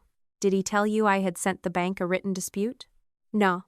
Did he tell you I had refused to guarantee the increase before the modification closed? Another pause. No. I heard papers moving on his end. What exactly did he tell you? That you had previously agreed to limited support, that the closing file might not reflect the intended structure cleanly, and that the family planned to clarify your position after the wedding. He asked for a document that would confirm the guarantee going forward. Did he say I had agreed to sign it? He said you had verbally agreed to support the company and that emotions around the wedding had complicated communication. I laughed once. Not because it was funny, because that sentence was so completely Dad. Turn a refusal into emotion. Turn a disputed signature into communication. Turn a ratification into cleanup. Mr. Shaw, I never agreed to the 2026 guarantee. I understand that now. I also never authorized anyone to prepare a ratification for me. I understand. Do you have any document from me asking for one? No. Any email? No. Any call? No. Then please do not prepare anything else in my name. I won't. His voice became more formal. Given what you've told me, I also need to withdraw from any joint role that could create a conflict among the company, your father, and you. I'll advise Mr. Blake that he should obtain separate counsel regarding the guarantee dispute. That's appropriate. I want to be clear about one thing. Go ahead. I did not know the underlying guarantee itself was disputed as unauthorized. I believe you. That was true. Nothing in Mr. Shaw's behavior suggested conspiracy. He had been given a false frame and had prepared a document based on that frame. Before we ended the call, he said, "You should probably tell the bank tomorrow that a ratification draft was prepared." I plan to. And preserve a copy if you have one. I don't. You saw it? Yes. Then note the title and context. I already did. He gave a small, humorless laugh. I imagine you did. After I hung up, Ethan asked, "Attorney?" "Yes." And Dad told him I'd verbally agreed, and that the bank issue was basically paperwork cleanup. Ethan shook his head. That's not the same thing as telling him you disputed the guarantee. No. So the lawyer didn't know. No. That's actually better. It is. It narrowed the problem. No bank conspiracy. No attorney knowingly helping. No complicated network of people trying to trap me. Just my father telling different versions of the same story to different people, depending on what he needed from them. I had spent years thinking complicated lies were more dangerous than simple ones. That Sunday morning reminded me that the simplest lie was often enough. She'll agree eventually. Once people accepted that sentence, everything after it could be treated as temporary inconvenience. Around noon, Dad called again. This time I answered. "What did you tell Martin?" he asked. "No, hello." I leaned against the kitchen counter of the hotel suite. "The truth. You had no reason to involve him. He prepared a document with my name on it.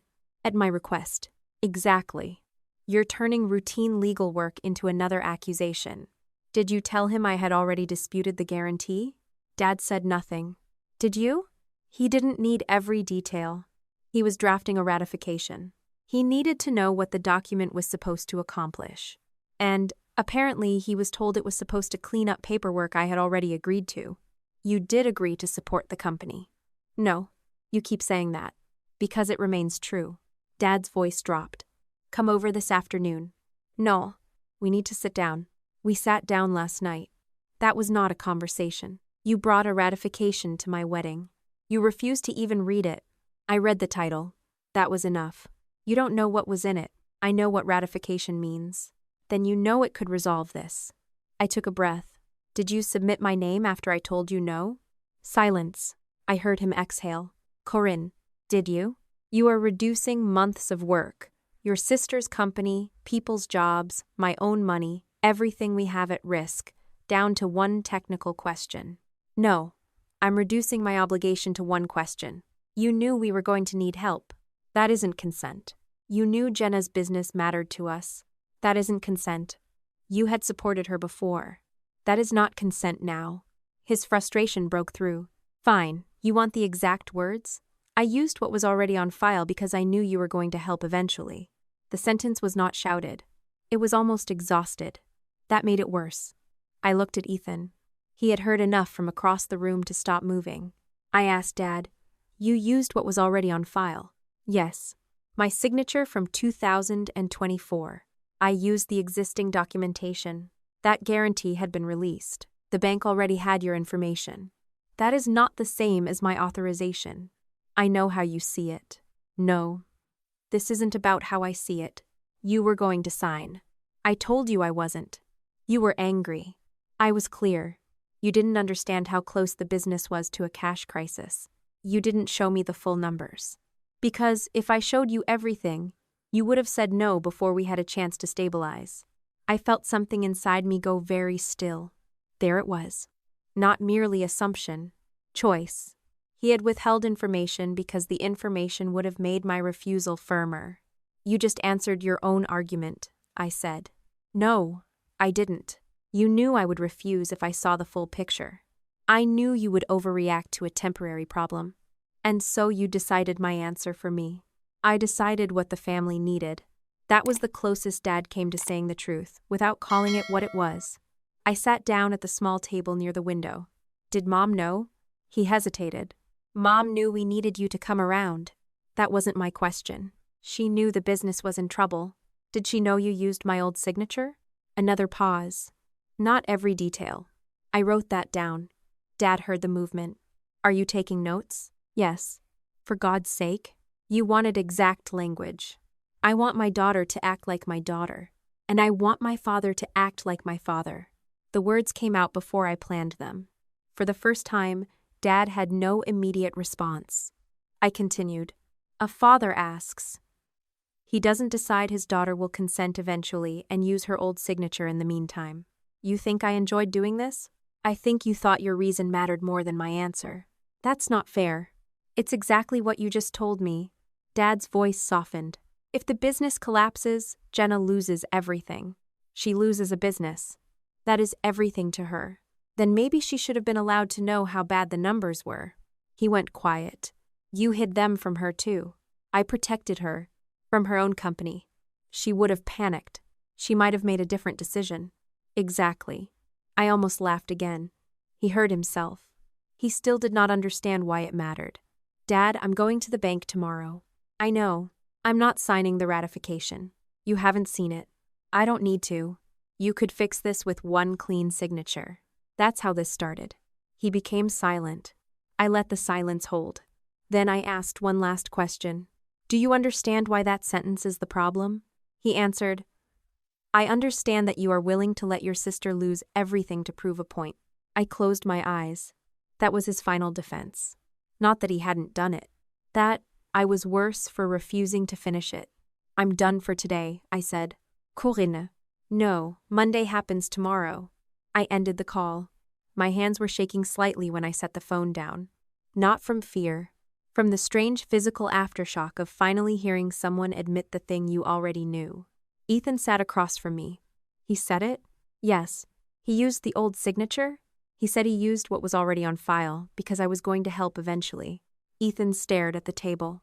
That's insane. It's logical inside his own rules. That doesn't make it less insane. No. For a few minutes, neither of us spoke. Then Ethan asked, "Do you feel better knowing?" I thought about it. No. Worse? No. What then? Finished. That was the closest word I had. I had spent 12 days looking for an explanation that might let me preserve some version of my father. Clerical error. Miscommunication. Jenna did it. Bank mistake. Anything that made Dad's silence less deliberate. Now I had the answer. He had believed necessity, overruled consent. There was nothing left to investigate about that. At 2:30, Jenna called. Her voice was strained. "Can you come to Mom and Dad's?" "No. Please." "What happened?" "I asked Dad to show me everything." I stood. "And?" He gave me the folder. "The blue folder?" "Yes." "Why?" "Because I wouldn't stop asking." She sounded close to tears, but I had learned not to rush toward that sound. "What did you find?" "I don't know what half of it means." "Then ask your accountant." "I don't trust the accountant." That stopped me. "Your company accountant?" "Dad's accountant. The one who kept telling me things were tight but manageable." "Jenna, what did you find?" "A forecast." "What kind?" "A cash flow forecast." Downside scenario. "How old?" 3 weeks. "And?" She inhaled. "If the line increase hadn't gone through, I was basically out of cash in weeks." I sat down again. "That matches what I suspected." "No. You don't understand." Her voice cracked. "Dad kept telling me the increase was for growth. He said we were expanding because spring bookings were strong." "Were spring bookings strong?" "Yes. But not enough." "No." There was a long pause. Then she said, "There are vendor aging reports too." "How bad?" "Worse than I told you." I figured. "And emails." That word made me focus. "What emails?" "Printed emails in the packet. Between Mom and Dad." "About what?" "You." I did not ask her to summarize immediately. "What exactly do you have in front of you?" "A printed chain. Dad must have included it with the projections because they were talking about the guarantee and what he was going to show the bank." "Read the date." She did. "Late March. Before the line modification. Before the wedding. Before my dispute." "Read the relevant parts exactly." Jenna hesitated. Then she read Dad's message. "If Corinne sees the full numbers, she'll never sign." I closed my eyes. She continued. "Mom had replied, 'Then don't overwhelm her with everything. We need her focused on helping Jenna, not analyzing every mistake.'" There was another email later in the chain. "Dad. She already said no based on the summary." "Mom. Then she needs to understand what happens if she leaves Jenna without support." Then the one that changed Jenna's voice when she read it. "Dad. Don't send Jenna the downside forecast yet. She'll panic and go straight to Corinne." "Mom. Keep Jenna focused on Corinne until after Sunday. Once this is settled, we can explain the rest." Jenna stopped reading. For several seconds, neither of us spoke. She was the one who finally broke the silence. "They were doing it to me too." I chose my answer carefully. "Not the same thing." "No." "But yes." Her breathing became uneven. "I thought they were protecting me." "They probably thought they were." "That doesn't make it better." "No." For once, Jenna and I agreed without either of us needing to win. She said, "Mom texted me last week too." "I know she did." "No, I mean I still have everything." I felt my attention sharpen. "Everything about the chair?" "Yes." "Do not delete it." "I'm not." "Screenshot the messages. Export them if you can. Keep originals on your phone." She made a frustrated sound. "You're doing the accountant voice." "Good." "Listen to it." She almost laughed. Then she started reading. "Mom." Stay there until she reacts. "Mom." Don't argue back. Let everyone see what she's really like. "Mom." Once she sees the whole family won't back her, she'll stop fighting us. I had heard the plan in pieces at the wedding. Seeing the wording would make it harder for Mom to call Jenna confused. "Jenna, I need you to decide what you want to do with those." "What do you mean?" "They are your messages. You need them." "Maybe, but I'm not taking your phone or forwarding private conversations without your agreement." "You can have them." "Are you sure?" "Yes." "Then send screenshots with the dates and names visible." She did. My phone began vibrating across the table. One image, then another, then another. I saved them. Now the printed emails, I said. I'll take photos. Do that. Can I bring you copies? Yes. Today? Yes. Where? I gave her our address. She went silent, then said, Dad doesn't want me taking anything. Are these your company records?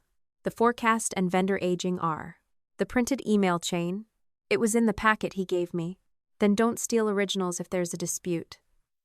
Photograph what you can see. If he gave you copies, keep copies. Don't go into locked drawers. Don't access accounts you aren't authorized to use. She groaned. Seriously? Yes. After everything he did? Especially after everything he did. That was not morality theater. It was practical. I did not need to complicate clean evidence with unnecessary questions about how Jenna obtained it. She said, Fine. And Jenna? What? Don't confront Mom and Dad again before you leave. Why? Because you're upset.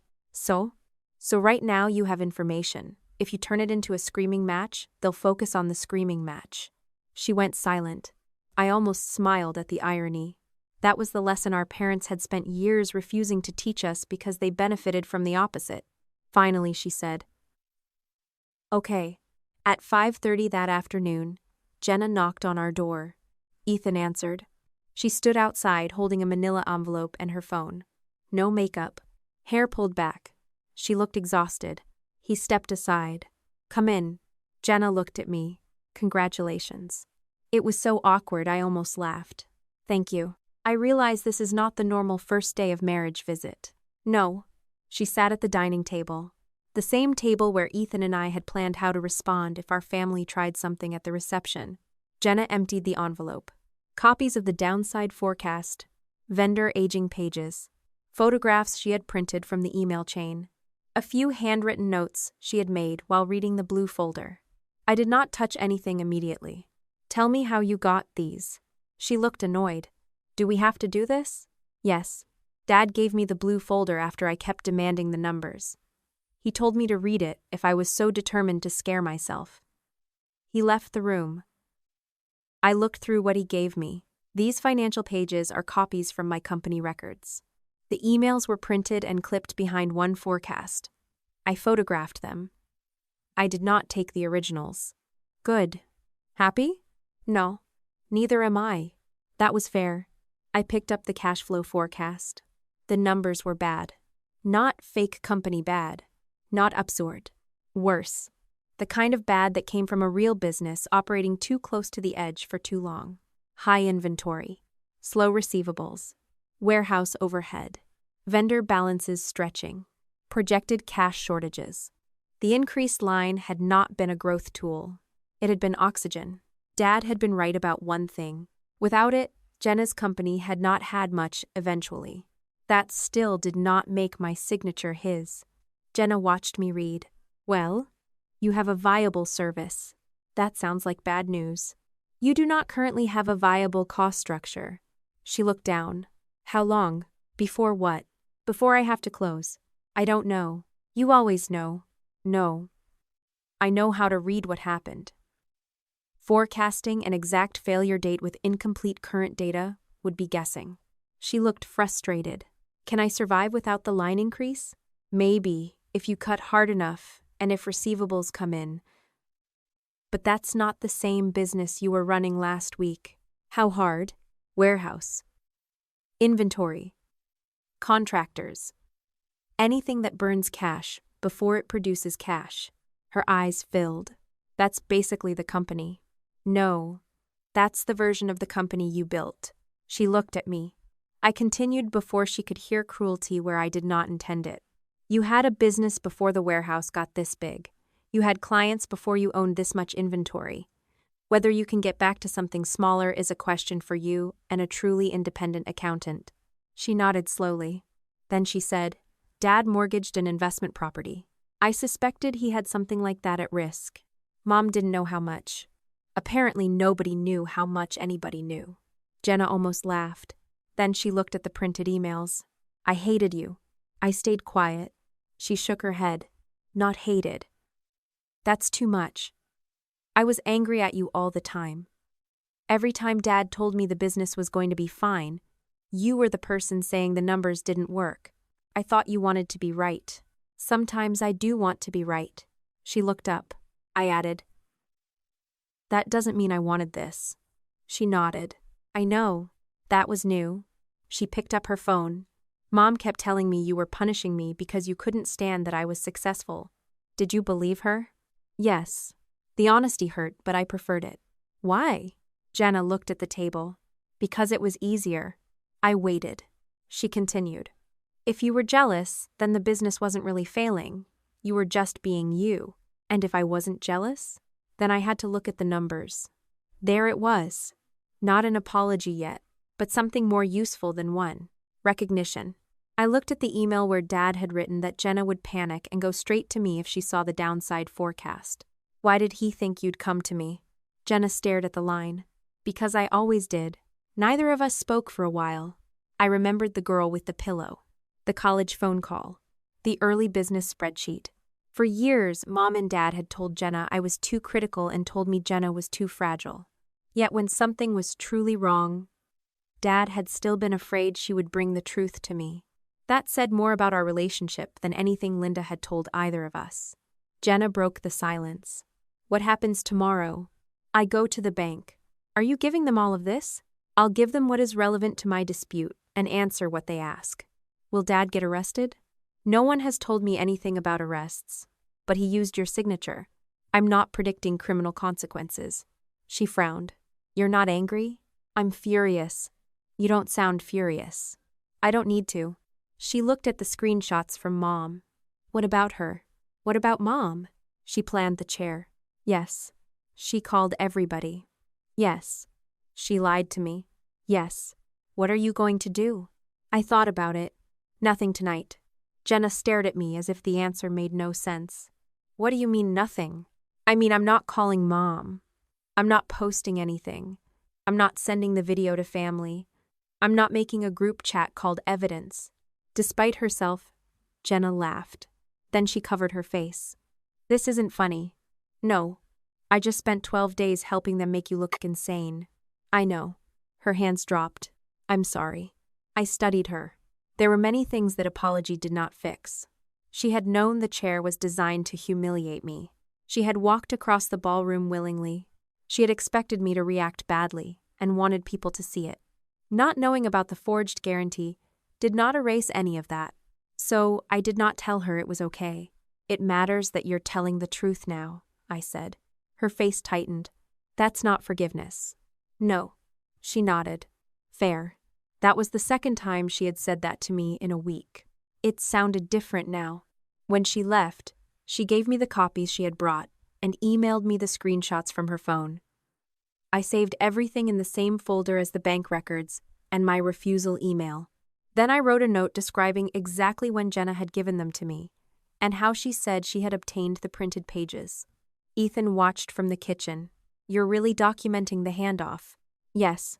You realize most newlyweds spend today eating leftover cake? We can multitask. He cut us 2 pieces. I sat beside him while he handed me a fork. For the first time all day, the room felt quiet again. I looked at the pile of documents across the table. What? Ethan asked. I spent 12 days trying to find the one thing that would explain what Dad did. And there wasn't one. He waited. It was everything. The debt, his retirement, Jenna's business, Mom's need to keep the family looking successful. The fact that I had helped once, all of it became one argument in his head that my no couldn't possibly be final. Ethan took a bite of cake. That still doesn't make the answer yes. No. Good. I smiled. You always know exactly when to simplify. It's a gift. My phone buzzed. Yenna. One final message. I found something else in the folder after I got home. I need you to see it before tomorrow. I looked at Ethan. What now?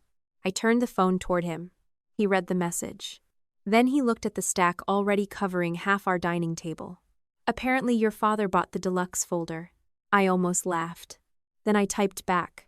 Bring it. Because by then I understood something my parents still had not. Every time they tried to hide one more piece of the truth, they were not protecting the family.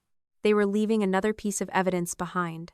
Jenna came back less than an hour later, with one more page from the blue folder packet. It was the final page of the downside forecast she had copied earlier, dated 3 weeks before the wedding. The distribution line included both Dad's email and Mom's.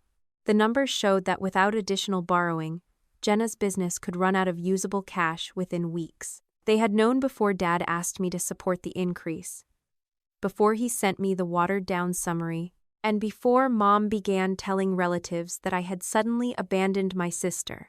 Jenna stood in my doorway holding the page with both hands. He knew exactly how bad it was. I looked at the distribution line again. Yes. She swallowed. And Mom knew. I nodded. At least enough to receive this. Jenna rubbed her forehead. I keep trying to find a version where they were just scared. They were scared. She looked at me. That doesn't make it better. No, it explains them. It doesn't excuse them. Dad had been scared of losing retirement money and the business he had spent months propping up. Mom had been scared of losing the family image she had built around 2 successful daughters. Jenna had been scared that the company she called her success story was actually being kept alive by debt. All of those fears were real. None of them changed my answer. I added the page to my records and told Jenna I would take only relevant material to the bank. She asked whether Dad could be arrested. I told her I had no idea what the bank might report or what any attorney might advise later, and I was not going to predict criminal consequences. He used your signature. I know. You're weirdly calm. I'm done confusing anger with action. I was angry enough that my hands still tightened whenever I looked at the 2026 guarantee, but anger was no longer deciding what I did next. Monday morning, I went to the bank's commercial office alone. Ethan offered to come, but I did not need him sitting beside me while I answered questions. I was perfectly capable of answering myself. I carried my March refusal email, the 2024 limited guarantee and release, the disputed 2026 document, the bank's messages, notes from my conversations with Dad, copies of the relevant financial pages Jenna had given me, and screenshots of Mom's instructions about the chair. I also told the compliance team that full wedding footage existed with clean audio of Jenna saying I was expected to sign Sunday. Marlene Price sat across from me with a lending manager and another compliance employee. For nearly 2 hours, they asked precise questions. When had Dad requested my support? Had I ever verbally agreed to reconsider? Had I authorized anyone to reuse my old signature? Had I signed blank pages? Had I discussed a ratification before the wedding? Had I ever accessed the business banking portal? I answered only what I actually knew.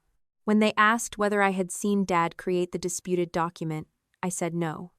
When they asked whether I had heard him tell the bank directly that I had signed, I said no. Then I told them exactly what I had heard him admit, that he had used what was already on file because he believed I would help eventually.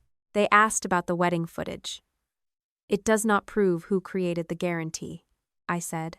It proves my parents expected social pressure after the reception to lead to a signature Sunday. Marlene asked whether the original recording was preserved. I said yes. Don't edit it or post it while we're reviewing this. I wasn't planning to. I had no interest in turning the worst moment of my wedding into viral entertainment just because it would embarrass my parents. Before leaving, I asked the question I cared about most. Am I responsible for that guarantee right now? Marlene did not give me a dramatic answer. She said the obligation was formally disputed, and that the bank would not give me a final determination until its review was complete. Further incremental draws remained suspended. Money already advanced was still owed by the company. Dad's own guarantee remained in place because he had not disputed it. That was the reality my family had tried to avoid. The debt did not disappear because my name came off. It returned to the people who had actually agreed to carry it. Dad called before I reached my car. What did you give them? He asked. What they asked for. You don't have to destroy me to protect yourself. I stood beside my car and looked back at the bank building. I'm not destroying you. You know what this could do. I know what you did. His voice tightened. I did what I thought was necessary. There it was again. Necessary, not wrong. I finally understood that I might never receive the apology I had wanted. Dad could admit the act, and still believe the emergency entitled him to do it. I believe you thought it was necessary, I said. That doesn't make it mine. He accused me of letting Jenna lose everything to prove a point.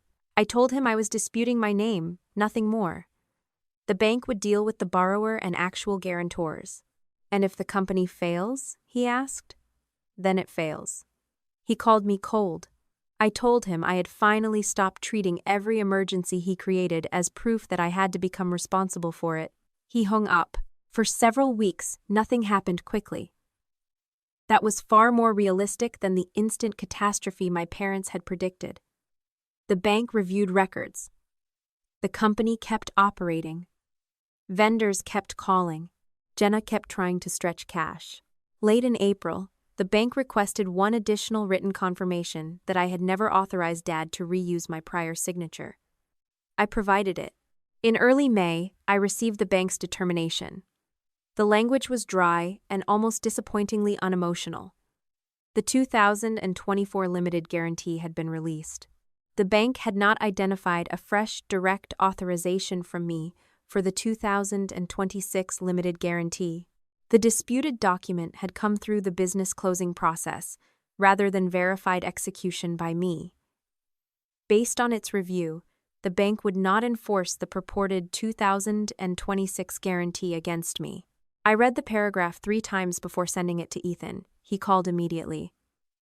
You're out? Of the disputed guarantee, yes. And the debt still belongs to the business and the people who actually guaranteed it. He was quiet for a second. So it didn't vanish. No. It just stopped belonging to the person who never agreed to it. I smiled. Exactly. The business did not close the next day. In May, vendors tightened terms. Jenna sold inventory she had expected to keep. Contractor hours were cut. The larger warehouse that had once looked like proof she had made, it became the heaviest fixed cost on her books.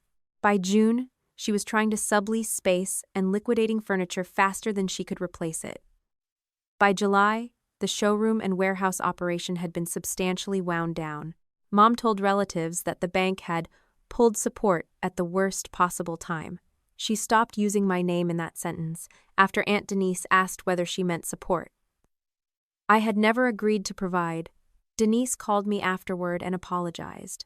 I should have asked what happened before telling you to keep the peace. I told her I knew she had been trying to help. No, she said. I was trying to make it uncomfortable for the person most likely to listen. That apology meant something because it named exactly what had happened. Not everyone changed their mind. One cousin told me Dad was wrong, but that I still could have signed something temporary to give Jenna time. I asked how much temporary exposure he thought I should accept, for how long, and under what release conditions. He had no answer. For once, I did not try to persuade him. That relationship cooled. I was sad about it, but sadness did not make the boundary wrong. Mom's loss was slower and more personal. She did not lose every relative. What she lost was the ability to explain the family without being questioned. When she said Jenna had been blindsided by the bank, people asked whether Jenna had seen the downside forecast. When she said I humiliated everyone at the wedding, people remembered who had walked toward my chair. When she blamed Ethan for making a joke public, Aunt Denise asked why Dad had instructed a videographer to keep a camera on me if I became emotional. Mom still had an audience. She no longer controlled it. Jenna made that worse for her by showing a few relatives the messages herself. Stay there until she reacts. Don't argue back. Let everyone see what she's really like. Mom called me furious. You turned your sister against me. I told her I had not written those messages and had not forced Jenna to show them. She's losing her company, and now she thinks none of it is her fault. That isn't what she thinks. Mom went quiet. How would you know? Because unlike you, I asked her. Dad's consequences became visible in June. He sold a small investment property he had owned for years and used part of the proceeds toward obligations connected to the company and his real personal guarantee. He also took money from retirement savings. He and Mom did not become homeless. Their lives were not destroyed. But for the first time, the financial cost of Dad's decisions landed on Dad. When we finally met in July, he said, "I had to sell the Cedar Ridge property. I heard. You could have prevented that. I could have taken part of the loss instead." "That's not what I said." "It's exactly what you mean." He stared at me, then said, "You act like none of what I've done for you matters." That reached me because Dad had done good things for me. He had helped me move into my first apartment. He had changed a dead car battery for me in freezing rain. He had been a father I loved long before he became a man who believed my consent could be postponed. Remembering the good did not require pretending the bad was acceptable.